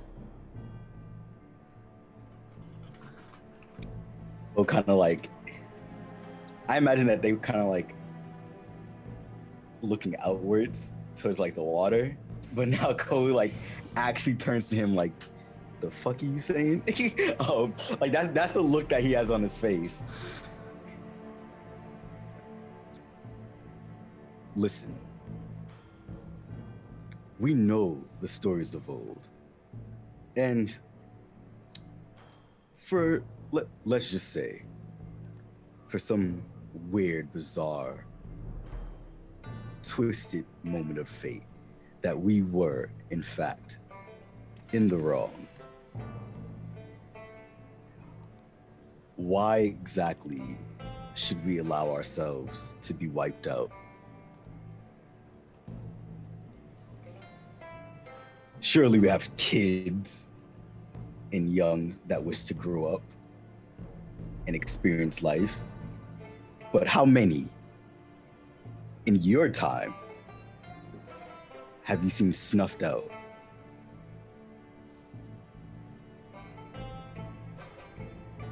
How many lights have gone dark?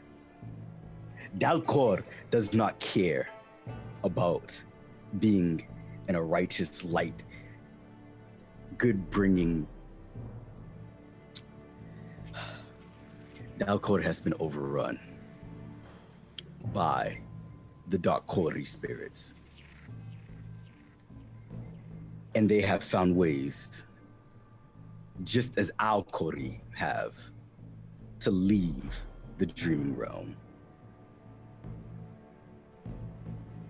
They followed us, or our people, into Eberron. And while we aren't there anymore, who's to say they won't follow us here? See, I've been trying to get back home, because I don't know if you remember, but we were fighting before we were transferred to this place. So, what about everybody we left behind?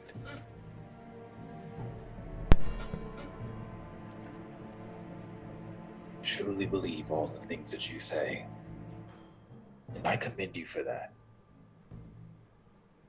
The thing I want to focus on is that we were fighting, but we no longer are. Not here.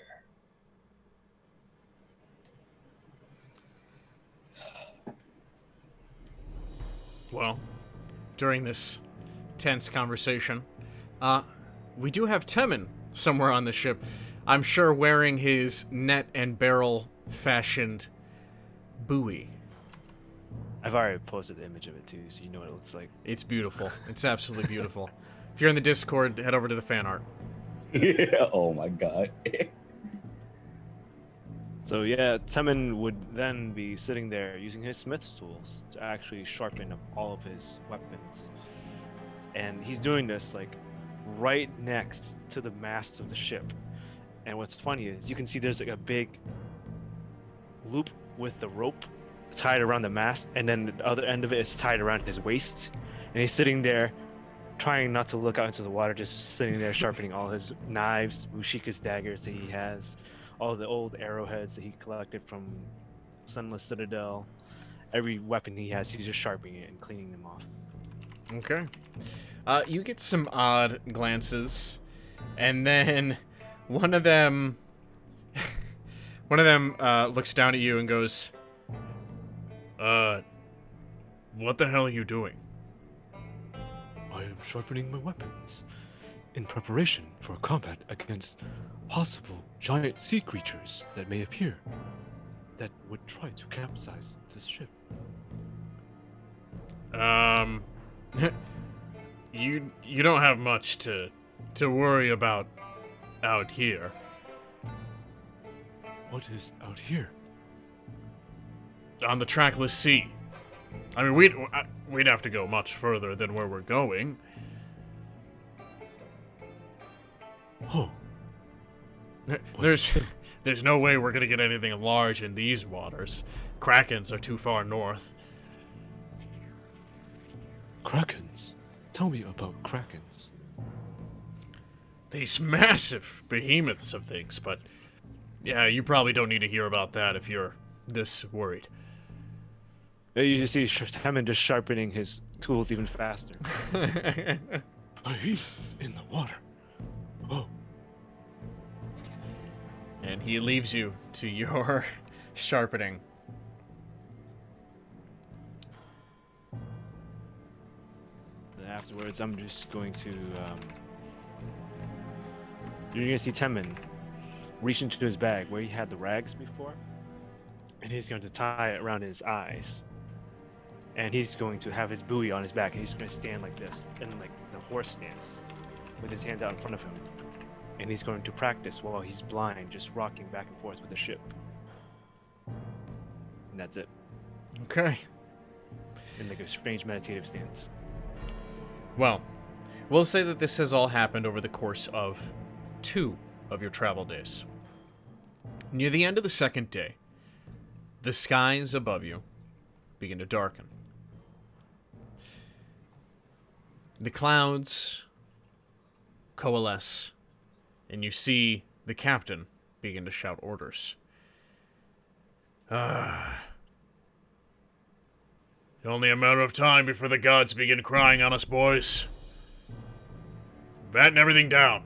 I want everything secured down below. Hurricane's gonna hit us a day early.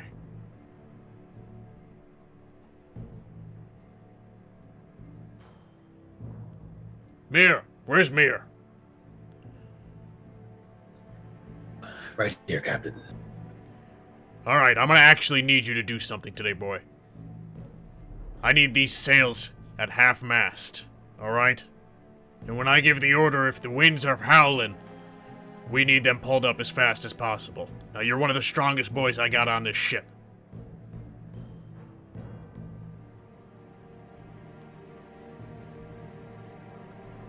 Aye, Captain. Damn straight. Alright. You all hear various parts of this conversation. You also see the crew members rushing around, securing everything below deck, preparing the sails, doing everything they need to prepare for the oncoming rain, waves, and wind. Phoebe's gonna kind of raise her hand. She's gonna go, Captain, sir, is there anything I can do to help? Yeah, stay out of the way. I can do that. Okay. Temin. Oh, you're asking what I'm doing? Give me a constitution check, Temin. Sure. Constitution check.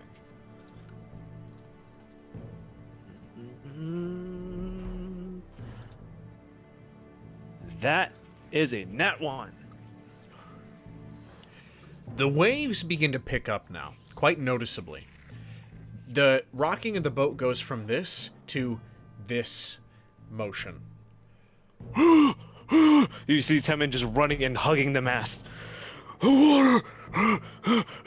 Some of the water does indeed splash up onto the boat, sending small sprays of it onto those of you above deck. Oh! The ship is going to capsize!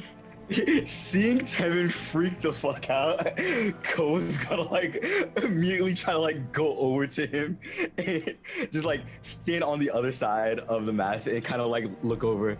Tevin. Look at me. We're fine. Water! The ship! It's rocking violently. That is... It happens. Just focus on me right now. I would tell you to like take deep breaths and stuff, but you don't need it. I don't know exactly how to... I don't know what you can do that's the equivalent of that, but I need you to calm down. How how would I calm down? I am aware of the situation and the possible danger we are in. You know how when you're in the middle of battle, right? And you have to have like a steady mind? I need you to do that for me. Phoebe and Kane. Actually, no. Yeah, Phoebe, you're on the deck. Kane, where are you on the ship? Probably like it has like one of those cabins. Kane would probably be like closer to a wall, trying to like lean on that to not look suspicious. Like Yeah, he's oh, like, you know. I'm cool, guys. I'm cool. Like, I'm chilling. Temin, it looks so uncool right now. Kane's got his claws like dug into the Yeah, wall. like in the Just ground, they're just like ching, ching, ching, like a cat. Phoebe, give me a dexterity check. Oh god. She's gotta get like just thrown overboard. I'm in danger. I got 10. Okay. Is that like a good okay or okay we have something to deal with later, okay? We're gonna find out, boy. We're gonna find out today. You just see Phoebe. Phoebe, Oh god. you lose your footing Oh shit. and head towards the railing of the ship. Whoa, okay. Temin and Co, give me perception checks. Temin at disadvantage. Mir, handling the sails. You see this unfolding ahead of you. No check needed. It's up to you how you respond. 15. Even 21. disadvantage. All right. You both see Phoebe stumble and then hit against the railing, and she's one more rock, and she's about to tip over. I'm like dashing, and in the time that I'm dashing to try and get to her, I'm also like I'm tossing knives, trying to accurately like pin her to the wood. I'm just turning around and I'm I gonna just try to pin her. I'm going like combat, and I pull out my 2 short swords and I start running with like the 50 feet of rope of me still attached to the mast, and I'm running and I'm stabbing into the ground using it like skis to navigate across this rocking ship. Okay. All right.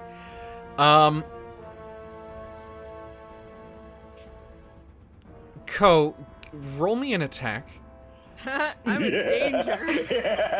Do I see Ko with the knives in hand? He's whipping daggers. And again, my last memory is Ko is not good at combat. So I'm gonna let go. I'm gonna let go of the mass and spring in the action to try to save Phoebe. I got a 17. That's accurate enough, right? Okay, yeah, you do indeed. not Like, kill you pin her cloak up here and down here. Temin, you make it up to Phoebe. Daggers fly past you and pin her to the railing. Phoebe, you're now in an awkward position because you hit it sideways. So now you're like, eyes wide. Ko just threw daggers at you. Mir. It's probably terrifying as fuck. Let me check something real quick. Would you be using Step of the Wind, perchance? I suppose I would. Okay.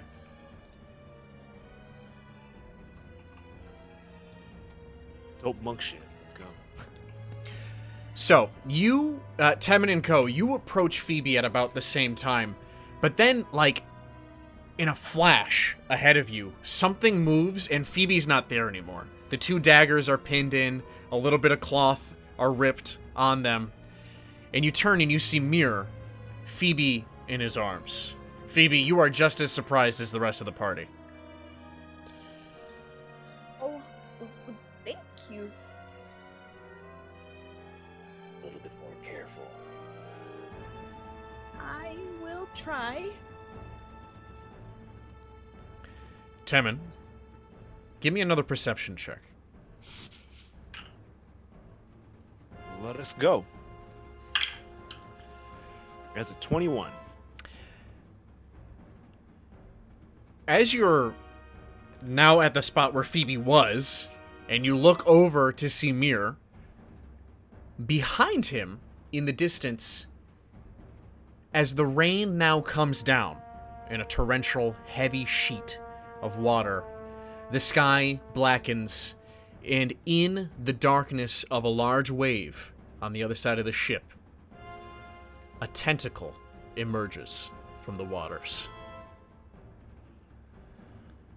Ko, Phoebe, Mir, and pointing out to the distance, a large creature with a tentacle in the distance. And you see him like start to crouch down and like on his knees while holding the short swords, like a crab. A gargantuan creature. It is the Kraken. And you all hear it from the top of the crow's nest, even below deck where you are, Kane. Kraken! Yeah, Temen's going right prone onto the ground, like hugging the fucking floor at this point. All of you above deck, you can see several tentacles now reaching out of the darkness towards the massive ship. Kraken, Kraken, Kraken. I'm gonna kind of call out to Mir. I'm gonna This happened run often. upstairs. Kane, you run up, and it is raining sideways up here. Fuck. The wind is howling. The waves are as large as they've been or larger than they've been the entire trip. The sky is dark. The sea is black. But you can see, silhouetted, the tentacles. Reading the room real fast. Where is everybody? Temen's on the ground, hugging the ground. Temen's on the ground. Phoebe is in Mir's arms, and Ko is rushing up to Mir. I'm gonna call over to Mir, and I'm gonna tell Mir to get Phoebe below deck. Just get her down there. Did I hear that? Don't let her hear it. Get her downstairs. Don't let her You don't need to close go her ears. I'm staying up here with all of you. I can help. If she's talking to Mir and he's hesitating, I'm gonna be like, Mir, get over here. Bring her to me. I'm gonna be like holding the door open. Like, bring her to me. Bring her. A large tentacle I'm gonna take- lands in the middle of the ship. You all feel the massive force of it coming down. The captain from the stern of the ship yells out, Mir! Hoist those sails! Captain Joyce, I'm so sorry. I remember that time you made me those horrible tentacles and that squid. I'm sorry. They're just still hugging the floor. Oh my god. If I've made it up to Mir, and I'll kind of like, here. Let me take her. You do whatever the captain needs you to do right now. I will hand her off and head to the cells. I'm gonna hoist those cells. All right. So as you prepare to gain some speed from the wind, I guess not hoist, drop. You know, I dropped the base. drop in the sails, drop in the base. So, give me a strength check, Mir.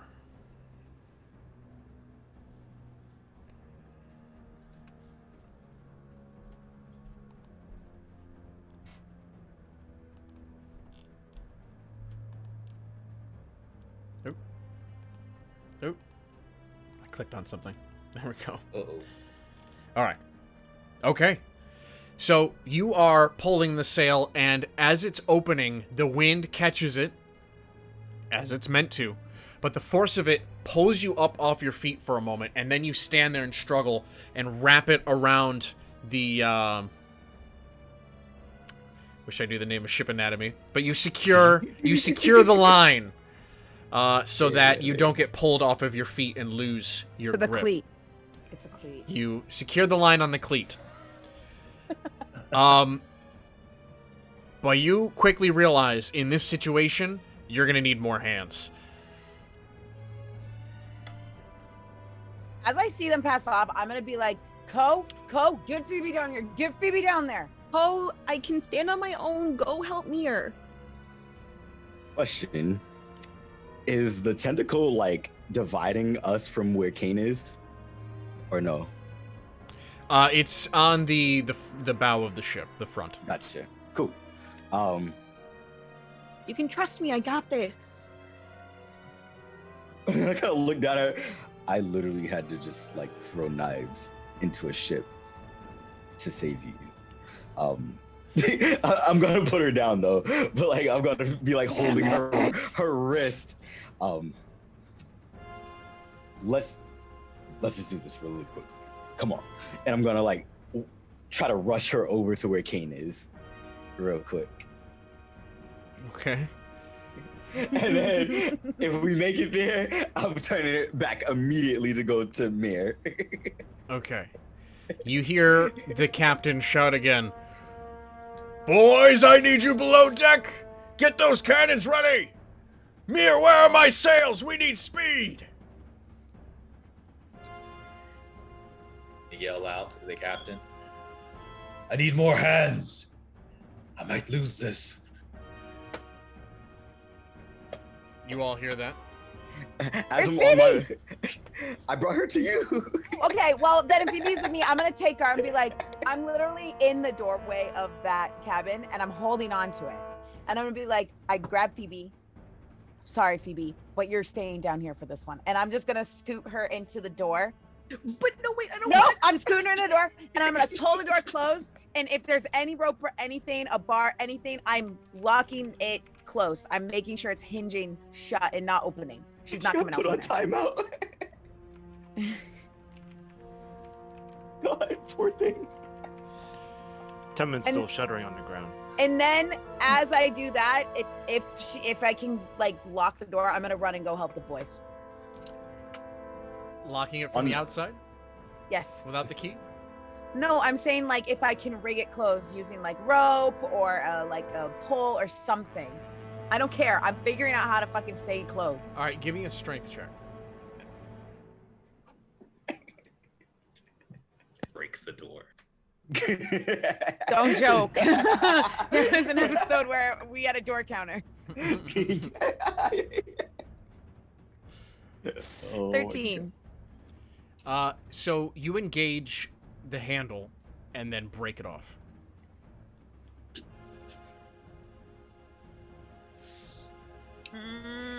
So it's closed, but you're gonna have a hell of a time opening it again. Okay, good. I'm gonna run over and help the boys then. All right. On my way back, I'm gonna try to like get Temin up. It's like, Temin, come on.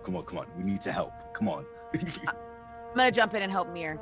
Okay, give me another strength check, Kane. Temin, give me a willpower check. Is that a wisdom? This is a Call of Wisdom. Cthulhu? Yes, sorry. This is a Call of Cthulhu. Give me a wisdom check. I always say willpower. 21. Okay. Here goes everything. 16. Perfect. Kane, you arrive to Mir. Mir directs you to the opposite side where the other lines are to help engage it.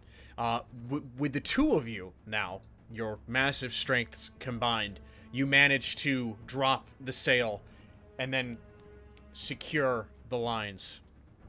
You all feel the push of the wind on the sails, now fully engaged. Temin, with Ko's help, and by stealing your nerves, you're able to get to your feet. Right. So at this time, as I'm straightening myself out, I am then pulling out my blindfold and securing it around my eyes, and grabbing both short swords. I am ready, Ko. And I'm going to run at that tentacle and make attack. Is it still on the like? Is it still attacking the ship? It is indeed. All right, I'm going to attack that tentacle. All right. Using your blind sense training that you were doing previously with Ko, I want you to give me a...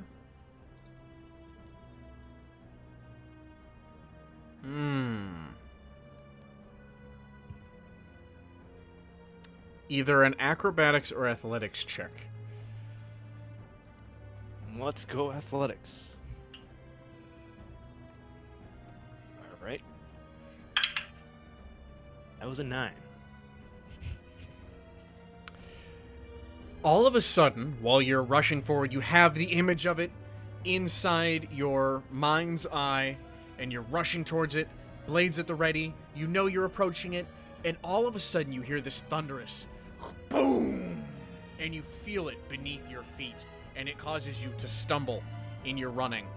The rest of you see smoke fly out from the bottom of the ship as a cannonball is fired at the Kraken's tentacle. It lands on target, causing it to pull, and the ship, the front of the ship, turns forcefully, sending all of you careening. Everybody give me a dexterity check. A dexterity save.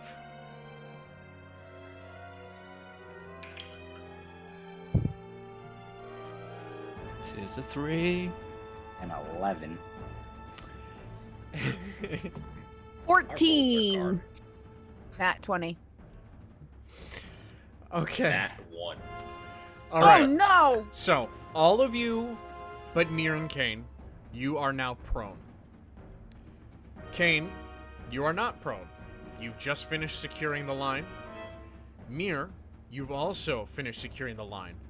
But because it's lurching to the left and you're on the right, the pull of it makes the guardrail hit you unexpectedly in the hip, and you fall off the side.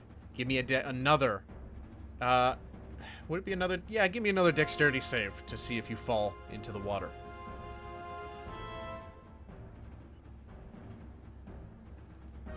I'm gonna shout out to Phoebe. 17.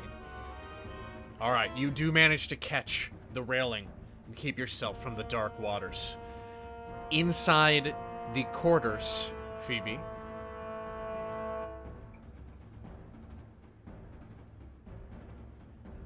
What are you doing?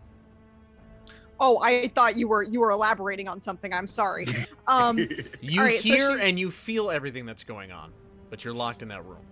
Okay, so she's first things first. She's gonna try for the door. It's gonna be locked. So, okay, she's gonna be frustrated, and she's gonna run down into the cabin. I'm assuming it's connecting to the entire bottom of the ship on the inside, right? Yeah, after just a moment of looking around, you find a hatch and a ladder. Okay, she's just gonna look for a way to get back on top of the deck. Okay. Temin. Okay, I was going to shout out to her, but if she's gone, she's gone. Would she be able to hear it if I was shouting? Yeah. Okay. You shout as she's trying the door and looking around the room. Phoebe, if you can get line of sight on the top of the ship, I need you to cast Entangle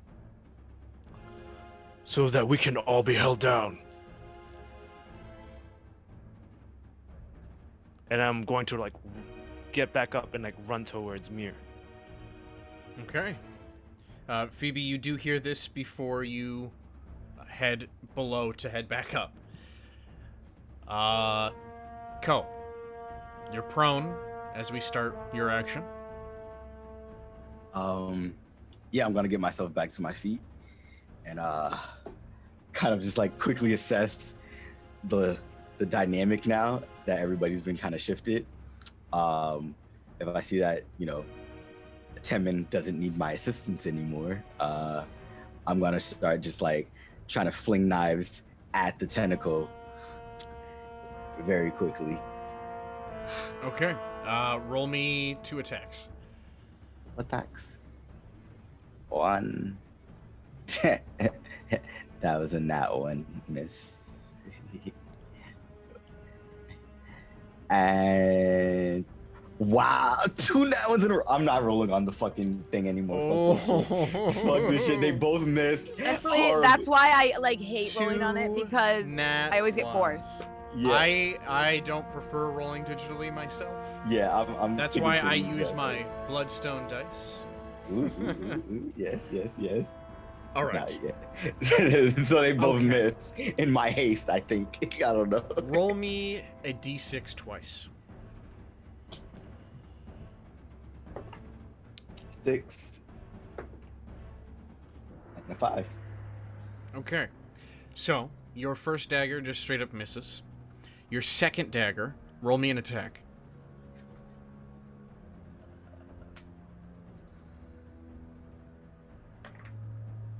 It is a 4 for the damage. Oh, wait, you said regular attack? An attack to roll, hit? please. Sorry, my bad. That's a nat 20. Fucking I gotta fucking clip somebody. Okay, give me your critical damage, which is your maximum damage output. So whatever the die is, the maximum of that plus whatever. 7 is the And is the then max. add half of that on top. So So it would we're be gonna 10? round down to 3, so 10. 10. Yep. Okay. Well, unfortunately, Temin's not here, but he's gonna take a dagger for 10 points of damage. So. I don't think is this the first? I think this is the second time I've hit Temin with something. Maybe. It might be. It might be. I feel like. Oh, the this first vaguely- time is when he was doing it blindfolded. Oh yeah, that's what it was. Yep. Yep. Oh, good, he's back. Temin, Sorry. Ko threw 2 daggers, missed one completely, missed the second one and hit you with it with a nat 20. All right. You're taking Sorry, 10 bro. points of physical damage. Wait. All right. With he- the can he heavy armor reduce it? master. Yes, he can. Perfect. Yep. Oh, Right. the perfect person to hit. If anybody. All right. Okay, so you take your damage. Now, Phoebe, you emerge back on top of deck. You've got whole eyes on the situation. All of you. The tentacle in the front does now release, but it is replaced by 2 more looming over the ship, about to grab it. Okay? We are going to do a skill check challenge. Alright? You are going to need 3 successes before you get 2 failures. Alright? This is a difficult skill check, and if you get your 2 failures before your 3 successes, we will progress this Kraken encounter. Okay? DM. What? Can I blow some bardic inspirations to assist in this moment? Yes, you may. So what's going to happen is all of you are going to pick a skill, okay? And you're going to tell me how that skill is going to aid in the current situation. All right? We've got cannons down below. We've got things above deck. Whatever it is you can think of. Find me a skill, and we're going to roll it. The caveat being, you may not pick the same skill as another player. All right? So here's where some team discussion needs to happen. Go. Fuck. So let me start. Can I blow a bardic inspiration for each one of them, and literally like kind of just encourage everybody? It's to get this it's shit? an area of effect, isn't it? No, individuals. Oh wait, other than yourself, I don't know. It feels Oh, like a creature within yeah, 60 creature. There we feet. go. Yep. 1, 2, 3, 4, But I have 5. Yeah, enough. you can cast it on everybody. So everybody, you're going to get Be inspired, bitches. an extra D8 to your check. Wow. Okay. We're gonna clear this. That's shit. good. That's good. But it's the only time you're gonna get it. Thank you. Okay. So what skills will we be using? Okay, so my highest skill is fucking persuasion, but I don't know how we can use persuasion against a fucking Kraken. Hey, Kraken, Persuade- can you not? Excuse me, Kraken, but like not today. Channel your inner Phoebe. I really do not like your energy today. I don't like your vibes, man. After persuasion, my highest are perception, athletics, and aerobics. aerobics. You mean acrobatics? Acrobatics, my bad, my bad. I'm half asleep playing here. Okay. I love you all. So- I love it. Let's say this. There are... The 2 tentacles are up. They're poised to strike. You've got more sails that can be dropped. There are other crewmates running around trying to get things done. loading cannons down below, firing off attacks from above. Deception and persuasion are my highest. What do you have, Temin? Are you taking part in this, or are you glued to the ground? And you can be as creative as you want. You tell me what's gonna happen. I have an idea. It's crazy. Oh, nice. My highest are persuasion, which is a +6, and then I have insight +4, which I'm actually going to use. Then everything else is pretty low. I have deception and persuasion at +5, so that's not gonna work. Ko, what's yours? My highest are deception and intimidation, followed by persuasion, and then I got like all the dex and charisma stuff at like 6. You have a sleight of hand. Right. Sleight of hand I do have at 6. Okay, I have an idea. Remember, you just need 3 successes. We just need 3. So And you Mir's a get part to of this, right? decide. Yep, and you get to decide what order you guys go in. Mir, what are Okay. your stats? What are you good at?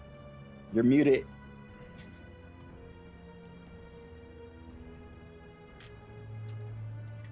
How did this roll? I'm so confused. My bad. I was looking at my stats now. So you've got the rectangular bar with all your skills there.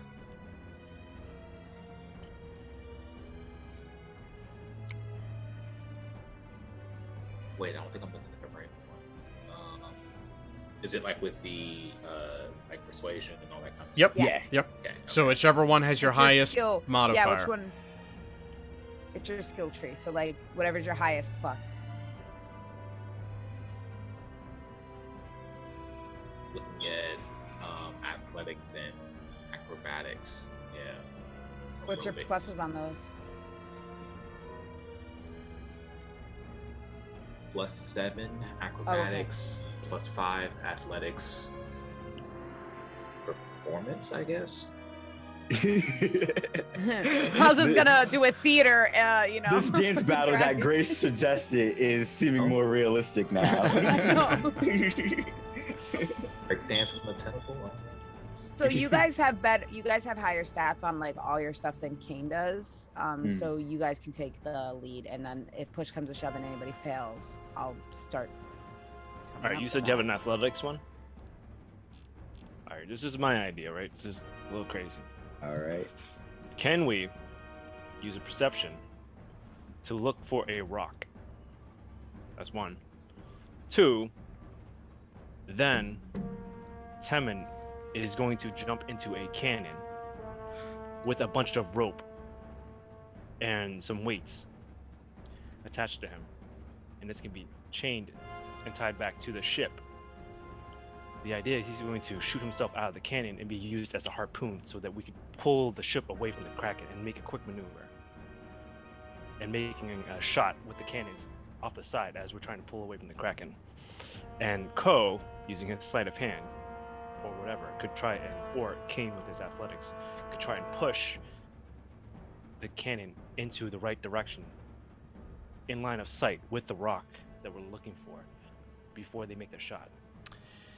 And Temin's gonna obviously do this, trying to get over his fear of the water, being shot out into the middle of the ocean. Okay, there's going to be several checks that are going to happen here. But first, to see if this even gets anywhere, if you all want to go into this plan, I'm going to need somebody to give me a athletics check. I'm going to need somebody to give me a... whatever check's going to help you get fired out of a fucking cannon. I mean, I was gonna do insight to look for the cannon. I don't know. And I need a perception check to see if there is a rock. So let's start with the perception check. We'll just go through as we go. Who's got the highest perception? I'm a 2. I'm a 3. I'm I a have +4. 4. I mean, I have a 7. Hey! There you With go. the bardic inspiration. Yeah, remember everybody gets yeah. a plus D8. So Yeah. You should could I roll a do the 1. Perception. Well, you also have a high athletics. Kane, what's your athletics? +3. And your perception is also +3. Phoebe's is +4. It's up to you guys. My mayor's athletic. I don't know, but it goes very rolling pretty low. I'll do I've been perception. rolling like garbage. Yeah. All right, Perception. Temin's doing Was- perception. All right, cool. Roll D. Oh. Let me roll a d8. Hold up. There's Hell back to yeah. Sounds like you rolled low. Yeah. Oh, wait, no. Okay, so I got a 13 raw, plus 4 for perception, that's 17. And then a +3 on the d8, so that puts me at dirty 20. Let's go. Perfect. All right. So you do in fact see an outcropping of rocks. You had missed it, but the waves going up and down, you can see them kind of peeking out. Occasionally, they do get hit by some waves, though. Yeah. So now I need a athletics or acrobatics check to push this cannon into position. Kane will throw his weight around, but if someone feel like they're more inept. I got it. No, I'm Okay, so Kane's gonna step up. Phoebe All she emerges. needs to do is open her mouth, and Kane's like, "Never mind, I'll do it." Tibbers just emerges and just, I mean, not Tibbers, Booker. Wow. Tibbers from freaking League of Listen, Legends on the mind. Freudian slip. Listen, bitch. So is it gonna be me? Looks like it's gonna be you. You look nervous. I don't know. I am nervous. Okay. Athletics. Oh, I'm pushing the cannon. Yeah. Yep, and I'm climbing into the cannon. Oh my god. With all the shit I got on me, chains and all. All right, let's see this. All right, so I got 9 plus my 9, 10, 11, 12 plus my 3, and then my +8. So 7, baby. So what did I say? 9, 10, 11, 12, 13, 14, 15, 16, 17, 18, 19. Perfect. Thank God for this Bard of Inspiration bullshit. Yeah, that was a smart move. All right, so you move the cannon into position, and it is aiming directly at the rocks. Temin climbs into the front of the cannon, rope connected where it needs to be connected. Yep. To the mast still. A bunch of other shit. Okay. So, you're going to fire him out. Temin, give me a dexterity check. Oh, I already did the perception. Is this still part of the skill challenge? Nope. Okay. Dexterity check. That is an 8. Okay. We'll get to that. So. We need one more skill success before these tentacles come down. Also, let me remind you guys, I don't have the bardic inspiration at all. I can't do it for myself. So we have Mir and Phoebe left to make potentially good skill checks for something, anything that can help. What was next? What was next on the list? Well, for this plan, we went with 2 skill checks. They've succeeded. He's in it. He's aimed at it. He's shot out of it. Everything after there is going to be dealt separately. Okay. God. But for this skill check challenge, Would it require wisdom or intelligence to properly fire a cannon? Maybe you can get some of the crew members to help you. you could convince Charisma. them to Yes. aim it at one of the tentacles over the other. What if I persuaded one of them to help my tiny form in order to function with a cannon properly? Okay, give me a persuasion check. Whatever it is you wanted to say there, you got it. I'm just trying with words. Please help us. And then it's a D8. Yeah, roll a Add a D8. D8 to your check. Okay. Is that a 16? 16. I probably should have just persuaded this shit. Well, you succeeded. So that's good. Oh my god, everybody's breaking everything. I'm always Okay, breaking shit. good. So, cannons pointed at the right position. Phoebe, even you're involved. 3 cannons go off. One of them has our dear Temin within. Temin, you launch at the rocks, and you hit it. You've got your blades at the ready. What was your plan? Are you going to hug this rock? Are you going to stab this rock? What's going on here? I am definitely gonna come and stab into the rock initially, and then I'm gonna grab the chains that are attached to me or whatever, or that I'm holding on to that are still attached to the ship, and try and wrap it around the rock as much as possible. You have a little bit of difficulty in the moment. A wave hits you, and the wrap that you're holding onto slips out of your hand, and you have to grab it again, losing you a couple of valuable seconds. Water, water, water! Don't look at the water! Don't look at the water! All right. Can I yell out to Temin? Yeah. Like, Temin, you've got this! And I'm gonna give him my last bardic inspiration, just in case. He just might need it. Temin, give me a strength check. Oh, thank good. It's something I'm good at. Jesus Christ. As the rope now tightens excessively so. The rock is aiding in taking the brunt of this, but you feel it around your waist. This is a big ship. Would you say D8? Add a D8 to it. All right, baby cakes. Here we go. That is 27. Let's go. Hell Alright. yeah. So you hear the groan of the wood of this mast as it's pulling the ship away from where the Kraken is. The 2 tentacles come down and splash the water, sending up a big wave.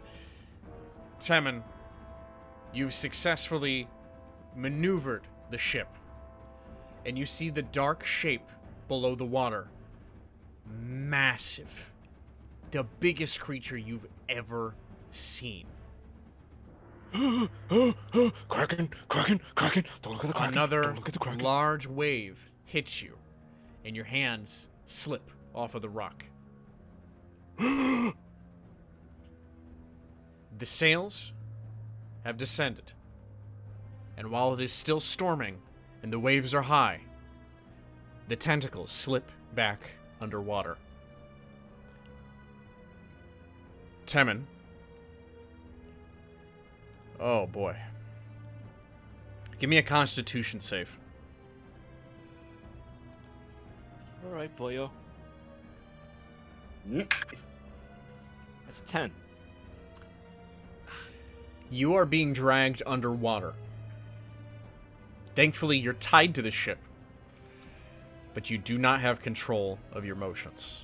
Right now. He's a little anchor. Yeah, seeing him go in the water, I'm gonna run over to the rope he's attached to and try and pull him in. All right, give me a strength check. If anybody's assisting, Phoebe's gonna run over and guide him. guidance, I'm gonna look add a over my shoulder D4. like, what the hell are you doing here? But I'll accept this. 18 D4. Yep. Look, look, look, look, look, look. Water. 19, 20. 20. I got 2. All right. You manage to hoist Temin out of the water, muscles bulging and straining to pull this wet Warforged, and you get him to the top of the waves to breach the water, but that's where it's the toughest to pull him out, and you meet some resistance. I'm gonna yell for anyone to help me. Like, come on, I need help. Phoebe's gonna grab the rope. Anyone else? And anybody else? Anybody It's else? a plus can help me? 1, okay? Why am I the only one grabbing this? I'm gonna put my foot on like the railing or the bar and try and just push, like pulling. Like, someone come help me. I will run down to assist. Okay. Kane, roll again with advantage.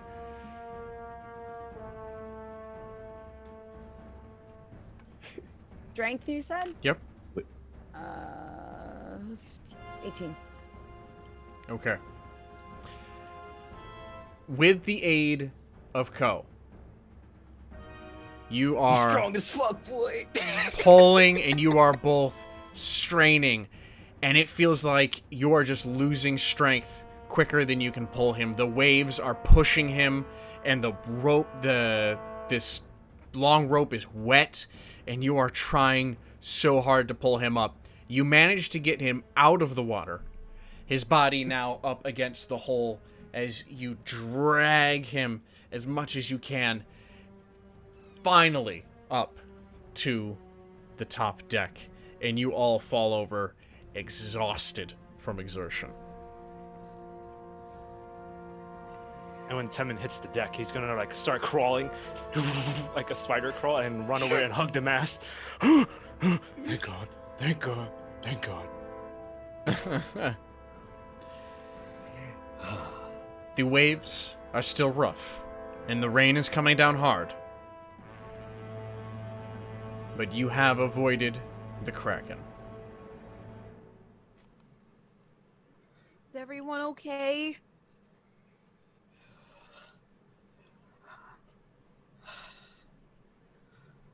I need a nap.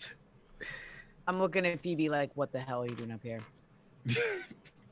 You put me on timeout?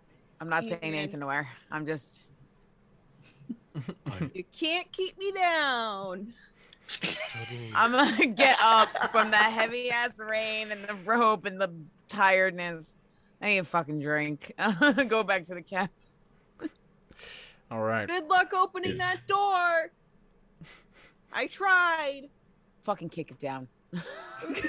Oh my God, this poor captain in his ship. He's got stab marks. He's got stab marks, got Kraken attacks, got Kane just fucking up shit, and claw marks from him trying to like stay stable. And it's like, damn. Who brought a giant cat on this boat? Oh my God. I suddenly understand what it's like to be a fish pulled out of water now. An intimate understanding. Just shuddering as I'm like still hugging the mast. He's gonna walk over to Tevin and just pat him on the shoulder. You did a really good job, but that was really scary. Please don't do that again. Oh, I would never. Especially since being dragged underwater was especially scary. That sounds really terrifying. Yes, it was too fast for my buoy to keep me afloat. And Yeah, I tapping forgot the about That's raft. right, you have the barrel! And you, forgot. you just see water splooshing out of it. Oh my God. That was the extra weight. Yeah. Yeah. Oh my God. All right. The hurricane lessens slightly on your last day of journey. The captain and the rest of the crew tending to whatever damage they can as you all finish your voyage. On the horizon, through the rain, you see an island. And in the center of it, you see a massive pillar jutting up from the center. And as you approach the island, this mass of trees and jungle-like terrain filling your view, even still, the spire is visible above all. And we are going to take a 5-minute break. I was gonna say, if you say that you end it here, I would not be happy. Oh, we still have plenty to go. Yes. So everybody, go refill your drinks, get a stretch. We just survived a Kraken encounter. Get a snack, you deserved it. I'll see you all back here in 5 minutes. Oh, Jesus. Good job, everyone. We survived. For now. For now. Phoebe.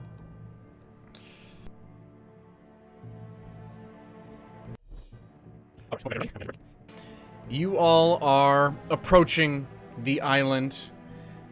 Ooh. Tirith Island. Who of you knows Elvish? I do. If you know Elvish, you know that Tirith is tower in Elvish. That's it. Just a fun little thing that you notice. So you're about half a day from the island. You can see it quite clearly, but it's going to be a few hours before you get there.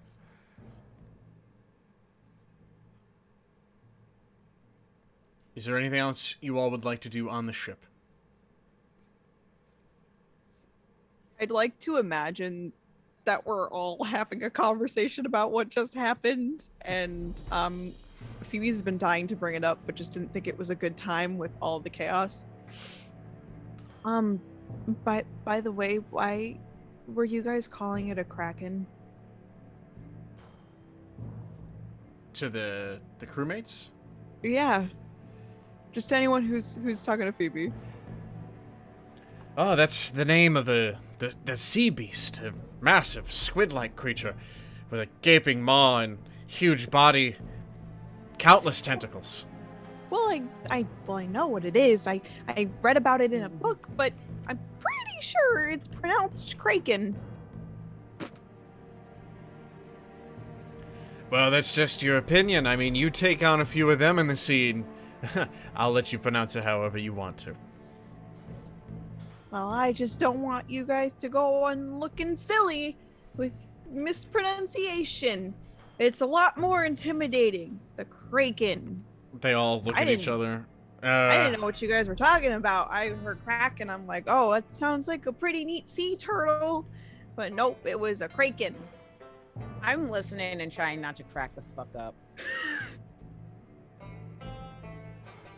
Right.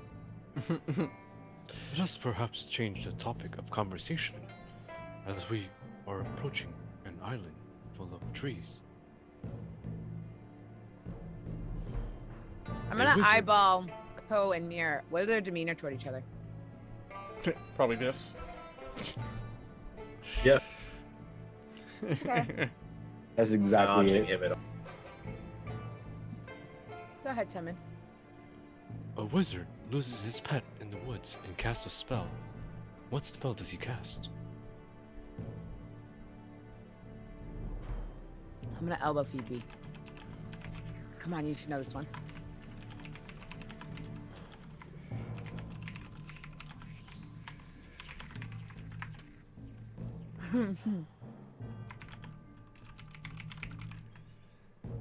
Go ahead.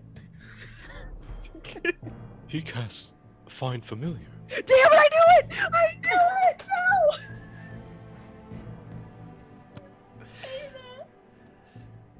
it! No! Who casts Find Familiar? He told the The joke. wizard. Yeah. Oh, I'm so sorry. I got distracted Yeah. with something. The wizard loses his pet in the woods and casts a spell. I'll cut it together. Oh, God. He will, I'll in fix it in fact, post. not cut that together. If you watch the YouTube, you know he's a dirty liar. Only to make himself look good. Well, of course. All right. Okay. Well, if there's nothing else. Actually, I want to grab Phoebe and pull her aside real quick. Yeet! Hey, so I've been a couple times. You and Ko, you do that little thing and you talk to me in my head and stuff. Uh-huh. Like you did the other day before we left. Mm-hmm. You sent me this like voice thing. I do not do those things. I have no idea how any of you do these things. Uh-huh. But I don't even know if I can like talk to you back. Can you even hear me when you message me? Oh, yeah. No, so how the spell works is I think about who I want to talk to, and then I have a limited amount of words that I can use to send you, and then you have 25 words to send back to me. Now, if you do that and you talk to me in my head, can I always talk back to you when you talk to me? So it goes one way, and then it goes back one way. Is there ever a thing you do that makes it so I can't talk back to you and you just talk to me? Oh, no, I don't think so. Well, I used to use this one thing, but I have to physically see you. Well, how about this? We have a code word that you start your message. If you're talking to me in my head, that you start your message with a code word that I know that I can reply to you. Okay. Because, and I'm going to get really close to Phoebe and like in her ear and be like, because I've been hearing voices and it hasn't been anybody that I think I know. Only you and Co, and then another voice. And I'm going to lean back and look at her like, what? That's wild. When did they start talking to you? When we were in Neverwinter, when we were in Neverwinter. Oh, well, are they nice? Yes. Are they your kind of nice, Kane? You know what? They say some things, but it hasn't been exactly hurtful, so they're nice. I will take that at face value for now. I definitely want to try to talk to them. But anyways, okay, I can't get distracted. What's the code word mean? So the code word means that I'm me? That means that I can talk to you back. Because if there's ever a situation that maybe you cannot respond, I cannot respond to you back, maybe there's a code word for that message and then the code word for this message. Okay. But what if the code word is included in what I have to say? So when I really need you to talk back, I use the code word, so it means you won't talk back. I'm going to stand up and I'm just going to pat her on the head. How about this? Just put it at the beginning of the message to start it, and then we'll go from there. But we need to figure out a code word. So you think about it, and then we'll talk later. Papaya.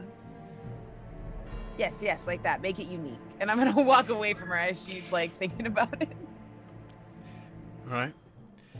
As you walk away, King,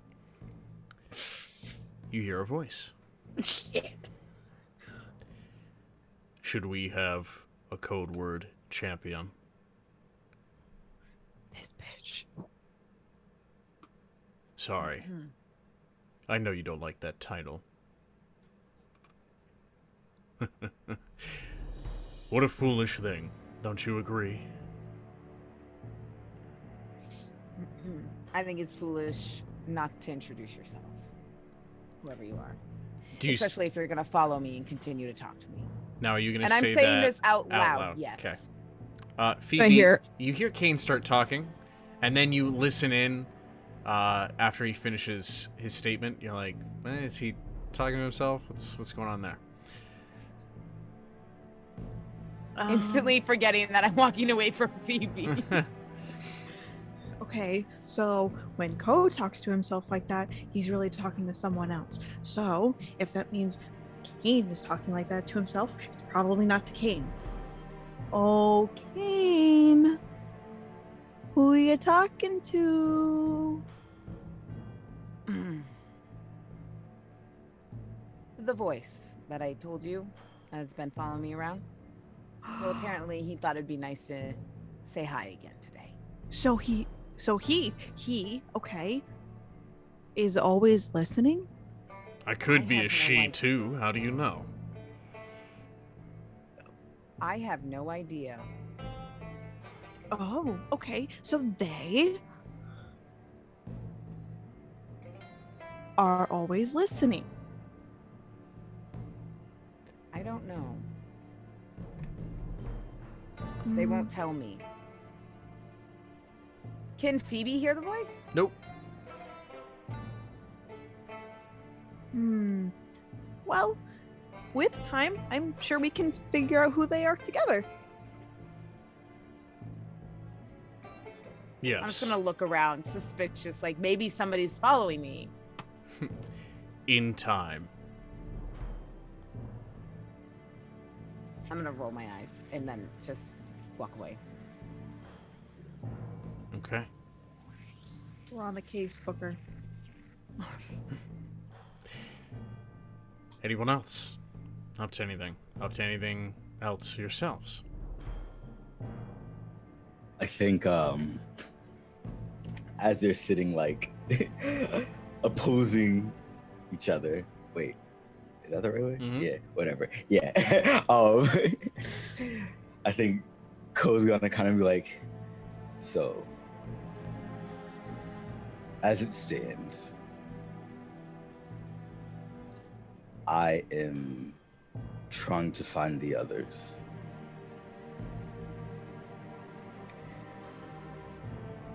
Will you aid me?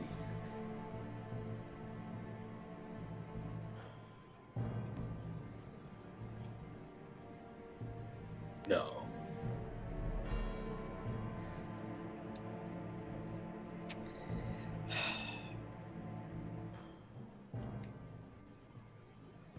Why not?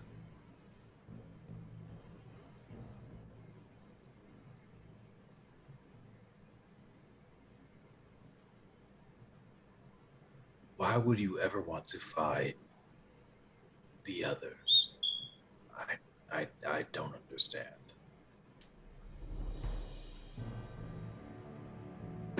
Because they are our family, and we have all been cast into an unknown world. Should we not do our best to find them? Plus, like I said before, we were cast in the middle of battle. Who knows if any of them have been injured? And then they get thrust into this. Well, we turned out just fine.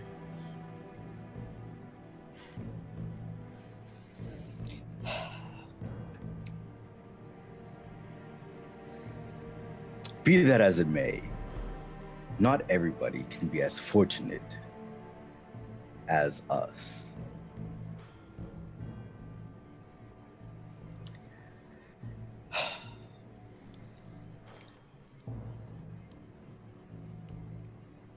Raktau has tasked me with finding our brethren. There And it is. I've always wanted, not always, but I've been on my way, or trying to make my way back home. That's what I thought you were going to say. Raktau.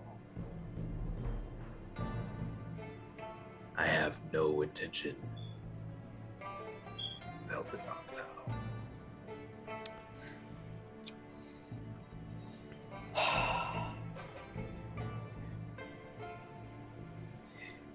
Mir, give me a wisdom save.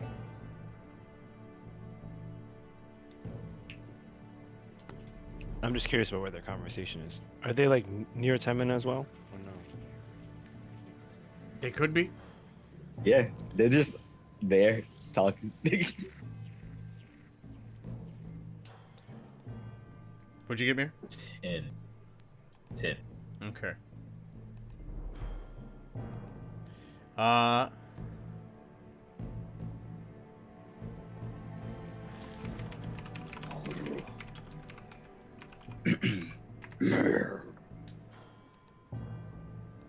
You hear a voice in your mind, Mir, for the first time in a long time. Blood traitor.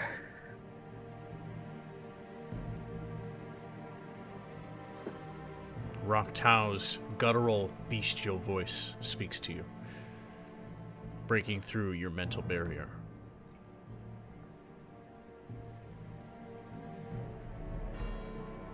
I'm going to assume that it's Ko. That Ko is the reason why.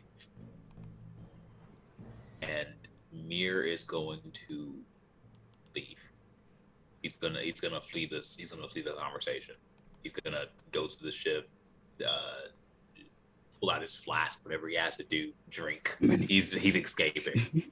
Do I have to remind you that I am inevitable? Oh, no, no, no, no, no, no, no, no, no, no, no.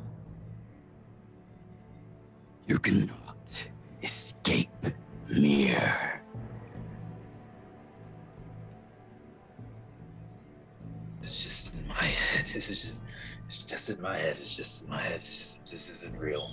This isn't real. He's not, no.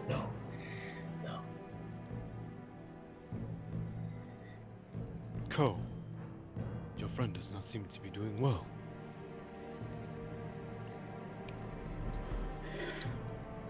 If I turn to look at Mir, am I able to perceive what might be going on with him?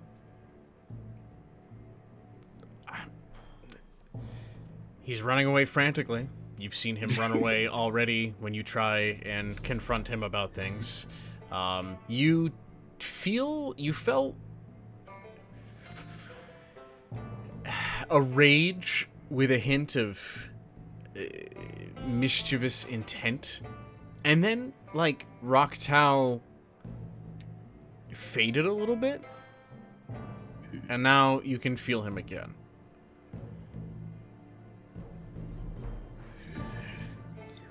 Well, if you must know, Temin, he's being very difficult right now, and I don't care what's going on with him. He does this quite often.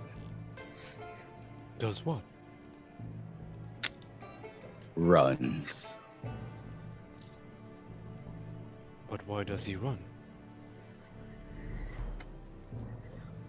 He has his reasons. And as much as I can tell, he simply does not want any parts of being a Kalastar. Do you mean to fight in the war?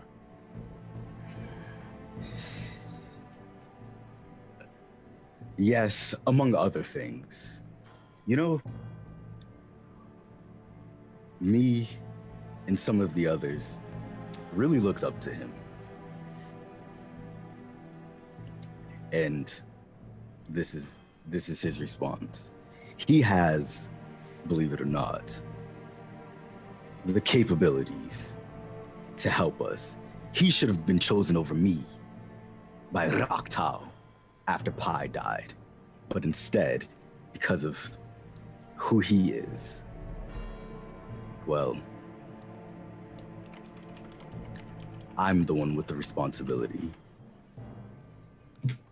But is it really right to force it upon someone that does not wish to shoulder that responsibility?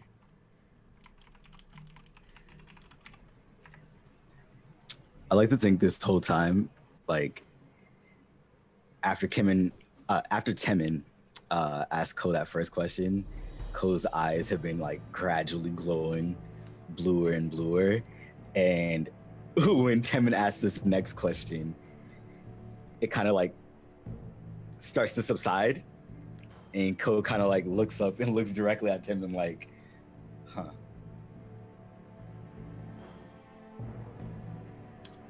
That is valid. That is very valid.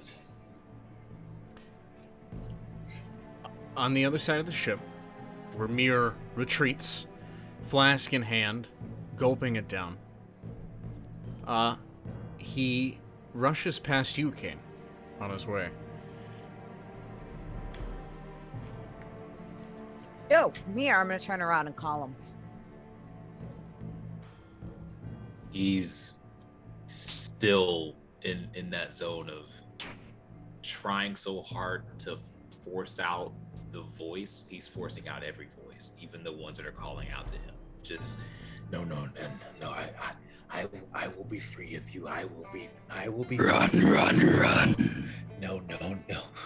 He's not here. He's not here. He can't. How close is Phoebe to me? A few paces. I'm gonna look at Phoebe and be like, I'm gonna throw my head to him. Feel like talking to someone off a ledge real quick? Is someone gonna throw themselves off a ledge? I thought we were on a boat. I'm gonna grab her arm and start walking behind Mir. Okay. There is a hidey hole of sorts in the back of the ship, back behind some of the cargo. There's a little nook in the wood And that's where Mir likes to just go and relax and hide away from everything.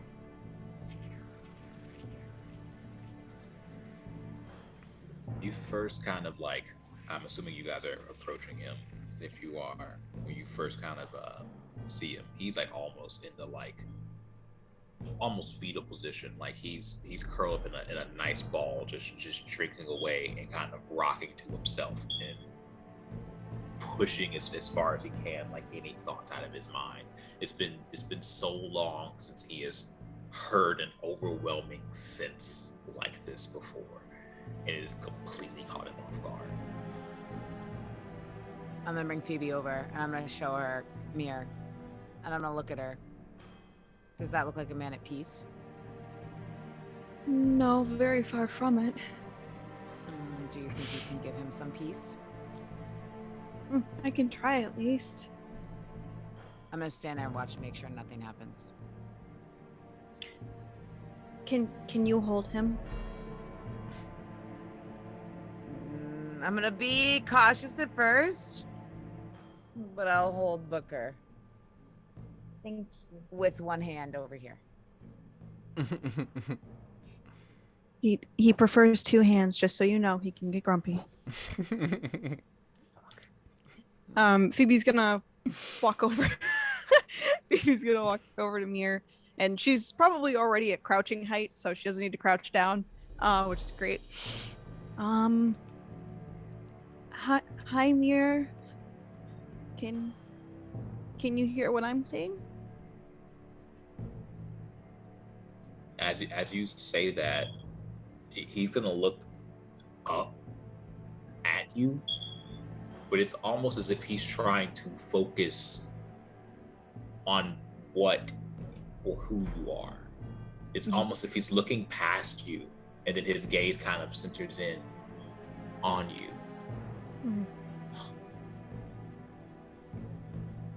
Phoebe.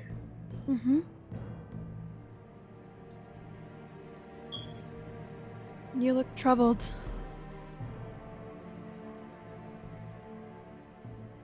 No, everything's fine. Everything's fine. I'm not so sure. You looked more composed fighting a kraken, but Kraken.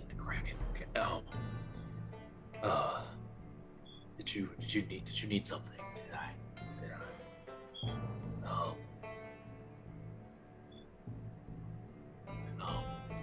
Where were we?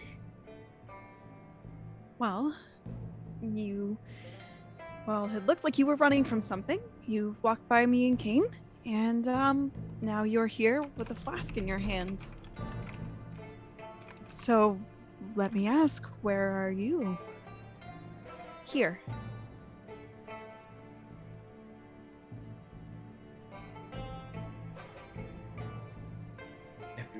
Everything's fine. I think I just needed to get some fresh air. Are we in the ship? Yeah. I'm just gonna look around a little bit. Probably in the tightest, least fresh. Yeah, I was gonna say Kane's seen right through that, curled up in a ball in a corner. That's not fresh air, man. Well, between how deep inside the ship we are and how you are practically drowning yourself in whatever is accompanying your flask, I would say we are not breathing any open air.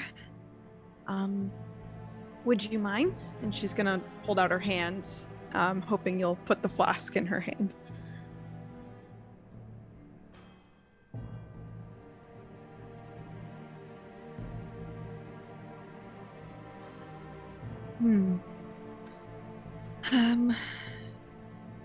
Would you mind if I tried something? It might help. There's no chance it'll hurt.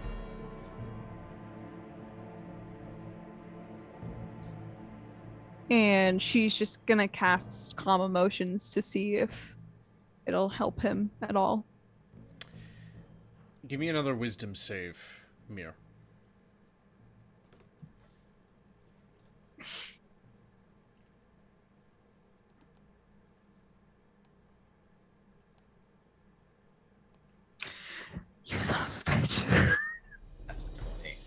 That is 20. That was a beautiful 20. Well, that save was not to resist calm emotions.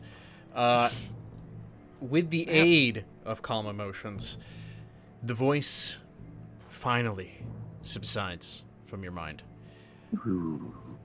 The world starts to come back into view, and you see Phoebe standing there as if she just appeared. Her prior words to you lost. But you're back grounded, and you feel your heart rate start to return to normal. And as you look at her, you can't help but feel that she is responsible in some manner.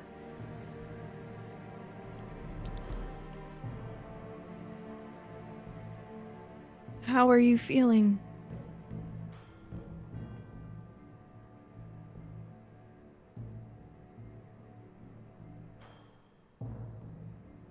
Good.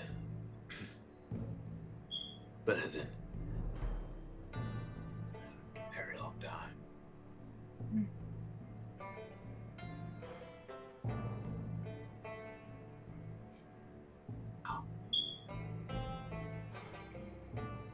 That looked like some scary stuff.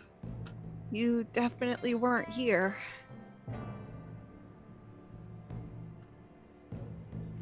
And at this point, I'm assuming I see Kane as well. Mm-hmm.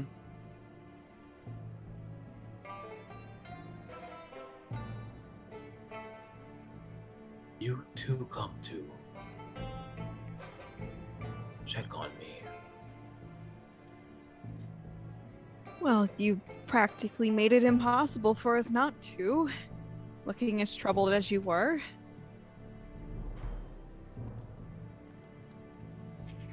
I'm not gonna pretend I know what you and Co are going through, but I know the Kalistar are a troubled group, and you shouldn't be here.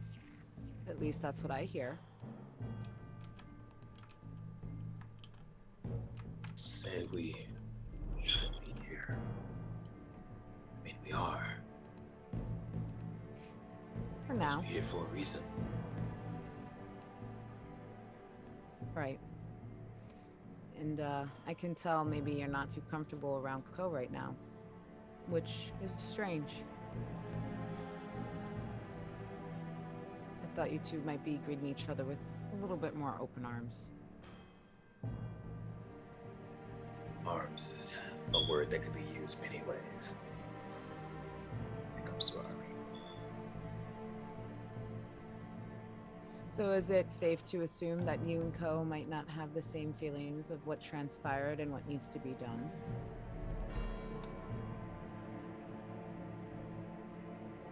Same.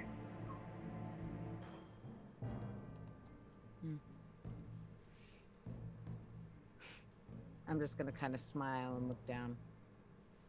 I know what being haunted feels like. I know what being tormented inside day in and day out. Feeling a burning pain. You're on fire every day, whether it's rage or hate or frustration, confusion. But one day you'll go numb. And I don't know if that's any better. But it doesn't seem you're quite there. And it seems like you're lost. Are you lost here?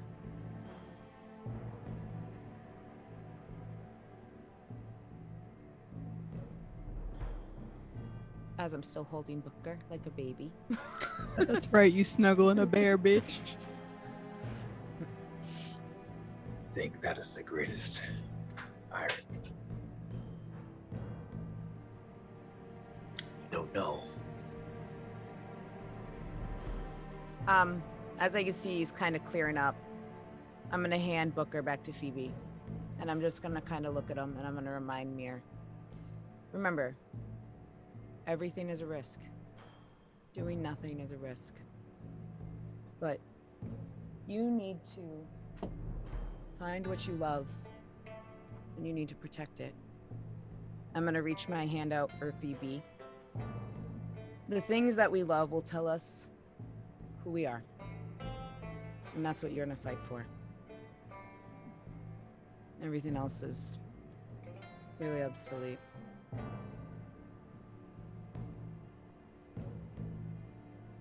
And then I'm gonna nod and I'm gonna just say, I will see you on land, Mir.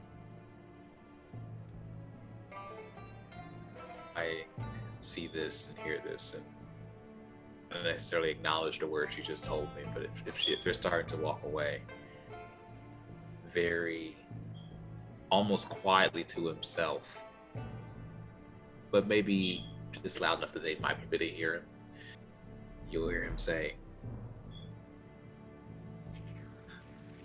"Thank you for coming after me."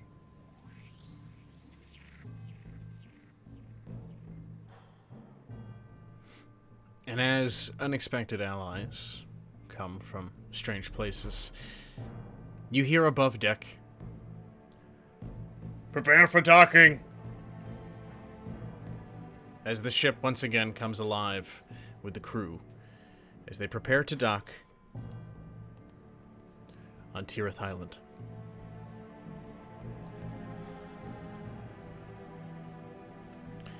The ship halts, and the loading dock is set back up for you to be able to get onto what looks to be a makeshift pier. Nothing official or grandstanding, more of for practical use, that leads onto a beach where there are several huts set up.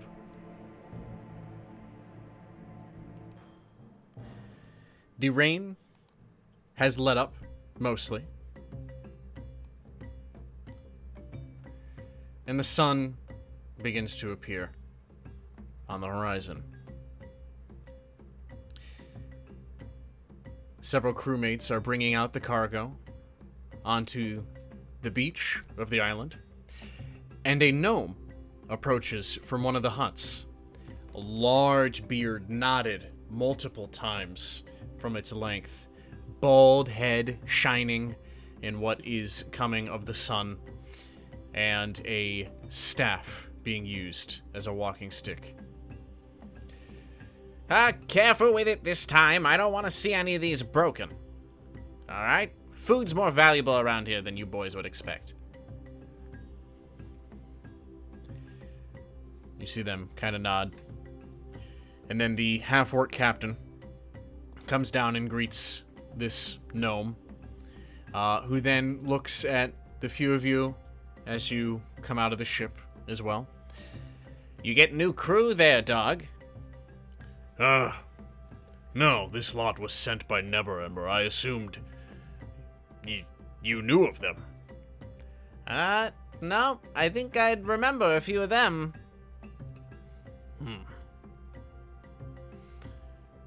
They both then turn to the party.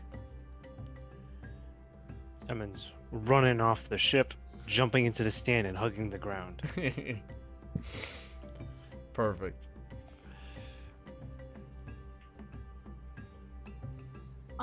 Hi, I'm Phoebe. The individual who just jumped in the sand is Temin. This is Kane. This is Ko. And, where's Mir? I think Mir might be unloading boxes, or I don't know where he went. But, hi! Well, pleasure to make all your acquaintance here on Tirith Island. I am Pence. I am the head researcher here of the strange anomalies. I'm sorry. The ocean and the hurricane kind of, my hearing went a little. What's your name? Pence. I love that. Pants. Pens. I- Pence. It's Pence. Pence. Sounds like you're saying pants. Pence.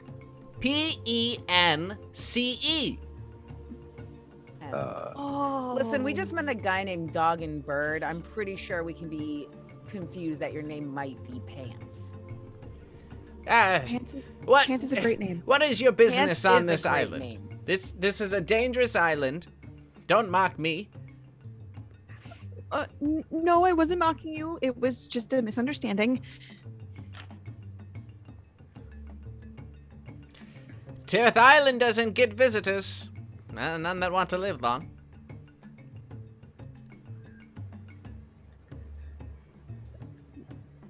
Well, we're not going to be here long, so it should be fine for us. We do just you have mean? to come and look around, and then we're going to go back, you know. You're just the gonna water? poke about the island? The water? Yeah, right? You fishing? That's... No, we're not fishing. We're looking for something. Well, have fun in there. Should we like? And Phoebe's gonna say this in a hushed tone. She's gonna motion for someone to come down to her level. It doesn't matter who it is. Should we tell them about, the potential baddies that we're looking for, so they can keep an eye out? Oh, ask them if they've seen anybody. Okay. Pence. Have you happened to see anyone else on the island that wasn't us? Seemed kind of scary. You're the only visitors this island's ever had. Well, that's not true, but no. That's not true as of recently or historically? People have come, but they don't last very long. No one's come recently, except for the boys here giving us supplies. Okay, that answers my question. Thank you. And she's just gonna awkwardly turn around as she's being glared at. So, Never Ember sent you all for what? Are you new protection? What are your orders? You could call us protection. Or investigators. Those are two very different things. We are protector investigators. Investigative protectors. Which one of you is the adult here? I point to Kane. Immediately, this guy. I'm gonna look at him as I know they're pointing to me, not meeting any of their glances. I'm gonna look right at him and say, she's an adult. She's gonna puff out her chest. She's gonna just... With the fucking teddy bear in her arms. Clearly, none of you have been forewarned properly. Listen, man, we were told to come here. Yes, peek about. Somebody else is going to be coming here. What the hell is going on with the island? You want to tell us? Well, you tell us. If you want us to go, then we'll go. This island is quite unique, as I'm sure you can see. Pointing around at all the plant life. Lush. Very green. Huge. Huge trees, these jungle vines and plants and leaves. It doesn't look like any forest you've ever seen in Faerun. Much too tropical to be this far north. All manner of things live on this island. It has a strangeness of life and death about it. You go travel in those, you get hungry, you eat the wrong thing, you're dead. You run into the wrong thing, you're dead. You're too loud, you're dead. You're too quiet, you're dead. You smell too bad, you're dead. Not bad enough, you're dead. Booker, you might be in trouble. So, about what Kane mentioned, potential things happening here. Have you heard or seen anything of the sort? Yes, Other than death, the evidently. Zentarim. Zentarim? Yes. We haven't had any of them here. They're a mainland problem. We got nothing here for them. No money. We're not a mining operation. We don't lumber. We have nothing. Just scientists and wizards. And what do you investigate? Now the magic of the island. I mean, we were sent for the spire, but it's hard to get there. We haven't had any scrappers in a long time, so it's kind of hard to get back there without anyone who can properly fight the behemoths. Pence. If by chance the Zentarim had a fighting force capable of beating the behemoths, would the spire hold some sort of interest to those who could pass that? I don't know about the Zentarim, they're only after money, but I suppose if there was a warring force that could traipse through the island, surviving with most of them, I mean, yeah, the spire itself seems to be the epicenter of the magic that swells within this place. But they'd get to the moat, and I haven't found a way in. I doubt they would. Okay, so Go ahead. I think how do we get to the spire? Can we see the spire from here? Is it You can see it peeking over the trees, yeah. Do we just head in that direction? You could. I don't know why you would want to. Because it's the epicenter of the magic on this island. What I recall, they did have a spellcaster with them. Exactly.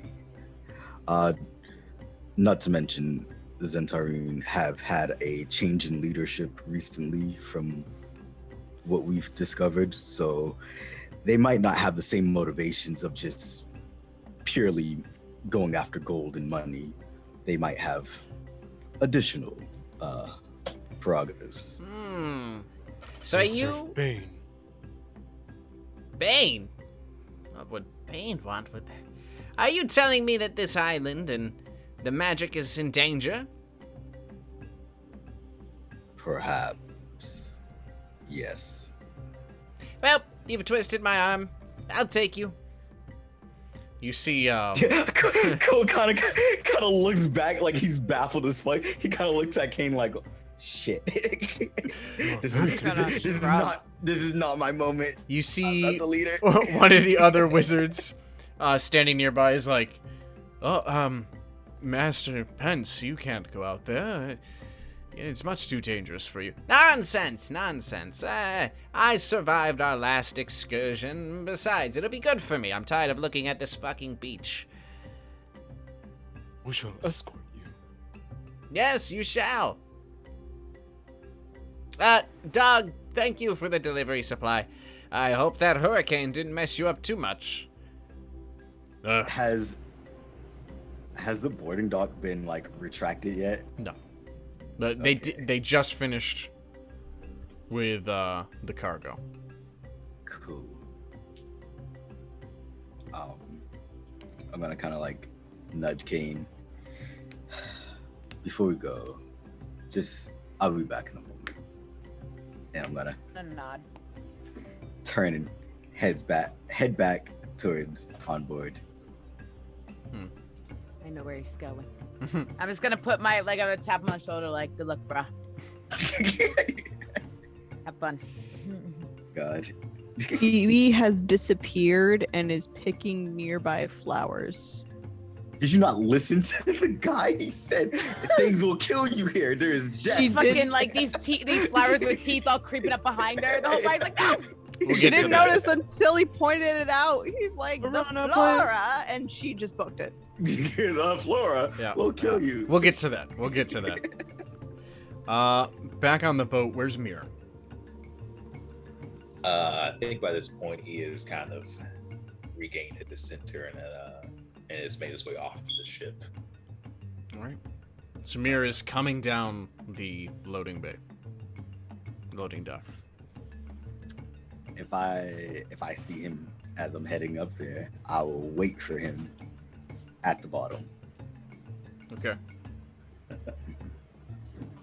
And like I'm waiting there, but like not looking at him, kind of just like the loading dock is going up this way, and I'm kind of just looking straight ahead, standing on the side of it, kind of just arms crossed, just waiting for him to reach within my vicinity. I was gonna do this awkward like turtle thing where it's like, oh no, you go. No, you go. No, you go. If I see that he's like not acknowledging me at all, he would just as best as he can walk down the what do you call it? The dock. The ramp. The ramp.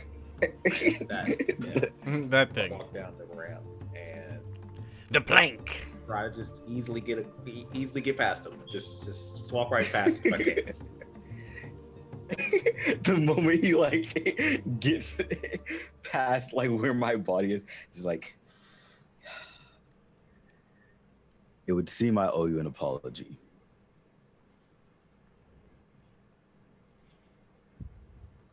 I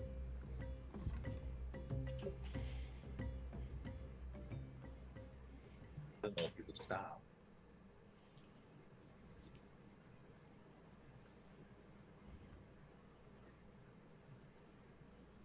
Yeah, I'd humor him. Yeah, it's humor this. You better fucking Yeah. stop him throwing knives at your back.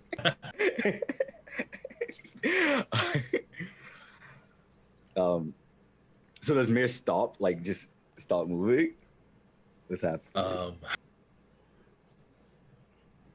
It'll take like a couple more steps, but definitely hearing what you said, he'll stop, but at a reasonable distance. He still feels uncomfortable in feeling that like you're the reason why these voices are returning back to him because you're so close and interacting so much.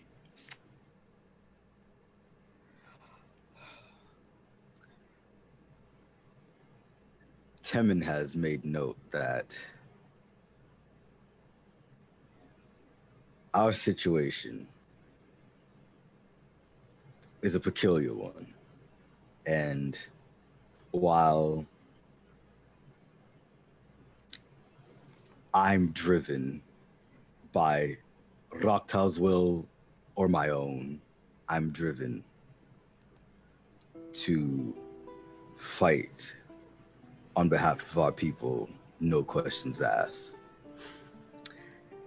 However, you don't have that same drive, and to try and impose such desires on you would be to try and force you to go against your own will. And for that, I have to apologize. In some ways, I kind of felt like a Doc Corey taking over and inspired. It doesn't sit right with me. So, I'm sorry.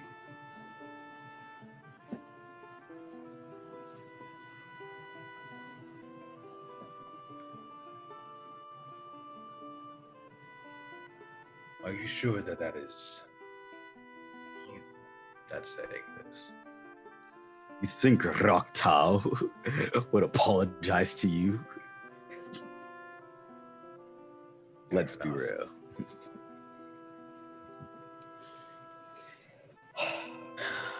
The truth is, despite knowing your inclination and the way you reject Raktal, when I saw you, there was the hope that, well, I wouldn't be in this alone. Like I said, I've found Lord Raktal, but, well, he's a frail old man who, while he's wise, he's getting old and has limitations on what he can do. So I saw you and I thought, wow, I'm not alone in this. And perhaps you would be the help that I would need to find our brethren and possibly go back home. But that being said, I understand you don't have the same thoughts and feelings towards everything.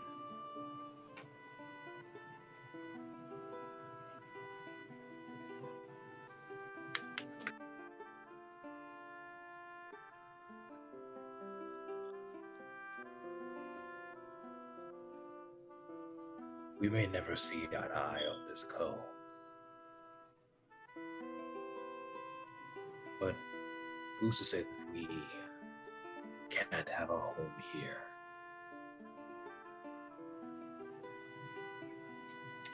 I once got to a point where I began to ask myself, what am I fighting for?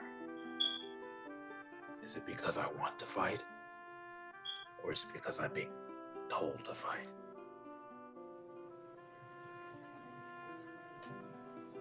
That's what compelled me to be the way that I am today. I thank you for respecting my free will. Somehow Google is searching for things for me. I don't know why this is happening. Wait a second. Oddly enough, my speakers do that like every so often. They're just like, now playing music. I'm like, shut the fuck up. Yeah.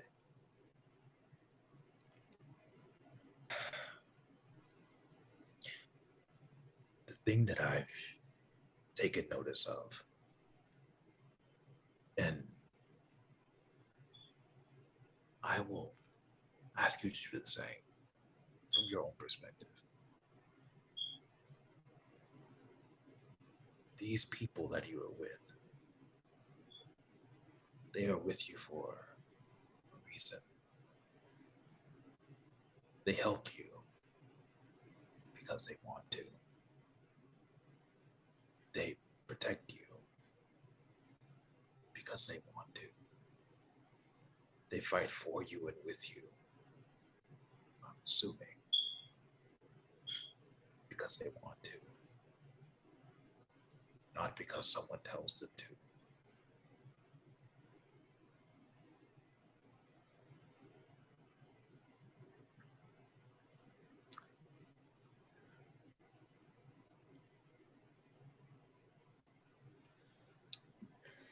Cole's gonna take some steps forward and kind of stand side by side with him. That is very true. Honestly, don't know how we ended up with those two. And he's gotta kind of like point out to Phoebe and Temin. It's like, I've known Kane almost since I've gotten here. But regardless, I get what you mean.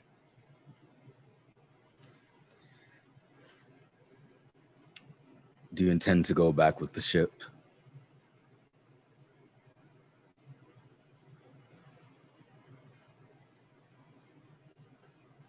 Not quite sure. Although I've just met these people, I can see why you stuck with them.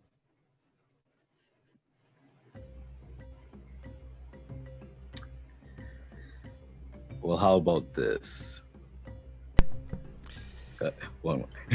Yeah, I wasn't unmuted. That's fun. Like right. These people, you look over, and Temin is throwing sand, kissing sand. Kane is there, just eyebrow raised. The gnome, Pence, looks at all of you. Well, dog, will you be staying for a day or so? You know, you should relax after a long trip. Who's coming with me, huh? Who's going in there? You? No, not you. Who do you say that not you two? Some crewmate, who knows? Temin's coming up to Pence. Oh, could you perhaps answer this question? Oh God. Since you are a researcher. A druid was using mold earth to dig up evidence of a tree blight infestation. Okay. Why? Well, I mean, tree blots, they can sprout from seedlings, particularly corrupted ones, and those have a way of affecting the world around them. So if he's digging up dirt, right, as druids can shape earth, they would be able to see it. Though I'm not sure why the druid wouldn't just be able to sense the unnatural evil. Well, he was trying to get to the root of the problem. Oh, I see. You were making a joke. I'm sorry. Oh, yes.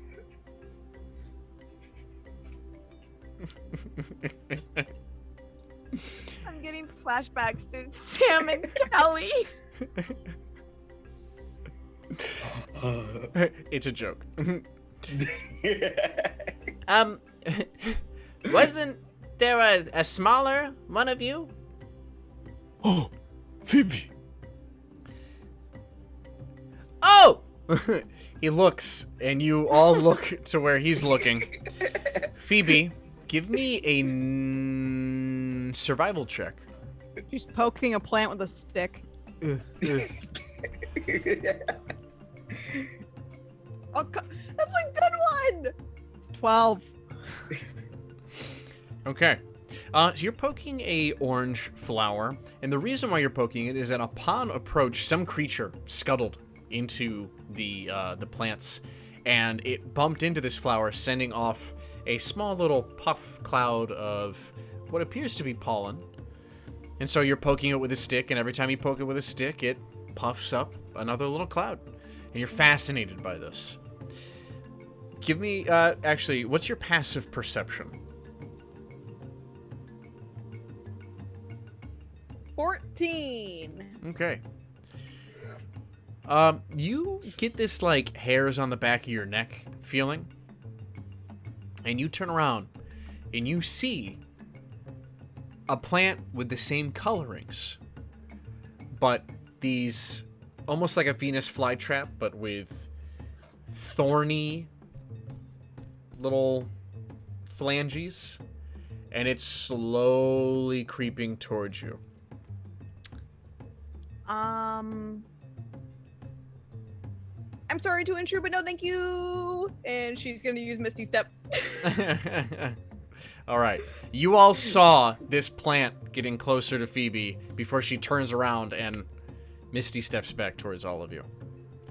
Ah! Guys, there's a really mean plant over there. This is exactly what I'm talking about. None of you are prepared. I mean, Just her.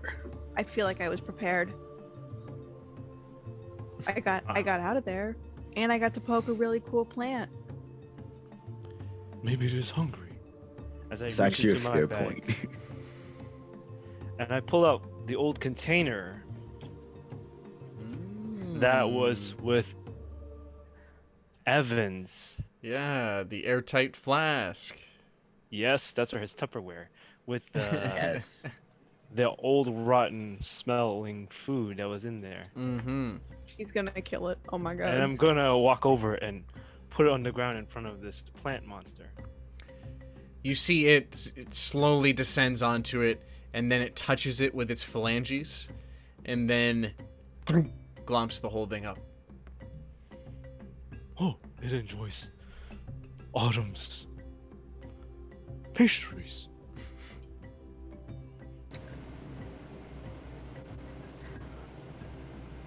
I'm very surprised it ate that.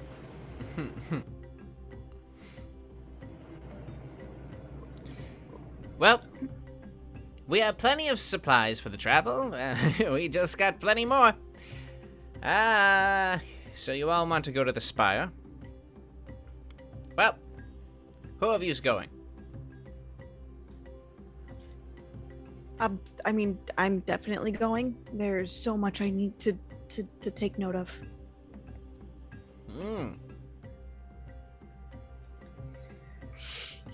I'll be as well. I take a knee and I pop the top off the barrel. Oh, look, Phoebe. An easy carry Are we- transportation vessel. Are we demon slayering this shit? Oh my god. Yes. There we have it.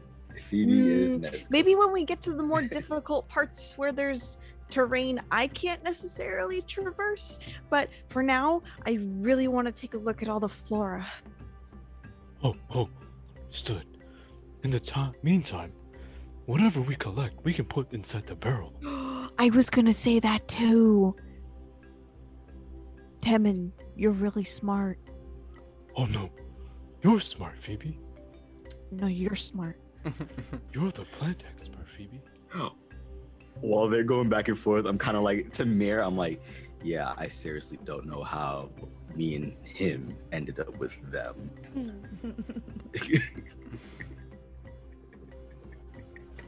They're very Peculiar? interesting. There's something. All right, well, we don't have all day to waste. The rain just ended, which means some of the creatures are going to be coming out soon. So if we're going to get a move on, let's get a move on. And you're all going to need to learn the dangers. So those of you coming, let's go.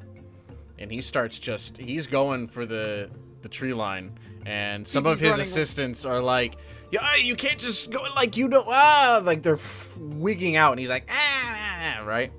And he's going off, this plan will do this, and that'll do that, and you gotta watch out for this thing, and that's to say nothing of the behemoths that are here, terrible creatures. And he's just prattling it off, just happy to have new ears to hear the information. I feel like he should get along with Phoebe very well. Somehow. And the Phoebe's question, next to him. We know that our party is heading in there, as their goal does seem to be the spire at this point. But the question is Mir staying at the boat, or is he joining them into the fray? Mir is going to trail behind and more observe. Again, these are still new people, but he has found a liking to few of them, and there's a couple that he still hasn't really seen much of. So okay, all right, so we have our party, Pence, one of Pence's assistants, and Mir a short distance behind, as you all travel onto this supposedly deathly Tirith island. And that is where we're going to end this episode of Fancie's Wait. Fables. Can I note something? Yes, As they're Temin. traversing, Temin's gonna take a javelin, and with some rope, he's going to tie some rope to the end of the javelin. And with the last bit of his pancake that he made, he's gonna tie the pancake up with the rope, and basically hold it up like a fishing pole as he's walking through the forest with all this high shrubbery. Oh my gosh, he's gonna Oh. attract a fucking behemoth. Yeah. All right. And walking a Behemoth good distance away encounter. from the group. He's like at least 15 feet away from the group, like, that's okay. I will lure out the monster first. Just walking out there. I wouldn't be so far away from us. You need to step where I step.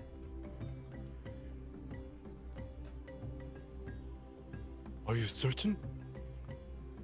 Well, I mean, there's all manner of things. And then your foot gets stuck in something sticky. And you gotta like pull it out, but then you feel the stickiness with each step, and it's just collecting dirt. Cleansing stone. Just keep walking. All right. That was a great end credit scene. And that is where we're gonna end tonight's episode of Fancie's Fables. Great fucking episode. Great performances all around. Huge thank you to Kovu for being our second guest of the show. You were amazing playing Mir. So great. The tensions between you and Ko are very high. I love it. I love for it. this throat. I love this character stuff. This is good. It's amazing. This is good. Thank you, everybody. Make sure you go follow all the socials. You can find everybody by their names beneath their windows. Thank you all again. We will see you same place, same time next Wednesday for another episode of Fancie's Fables. we will have Kovu joining us once again as Mir, as the party travels deeper into Tirith Island. Yeah. Y'all stay beautiful out there, and remember, stay fancy. Yeah, he said it. Yes. He said There it. you go. Bye! Boing, boing, boing, boing, boing. Bye. Bye.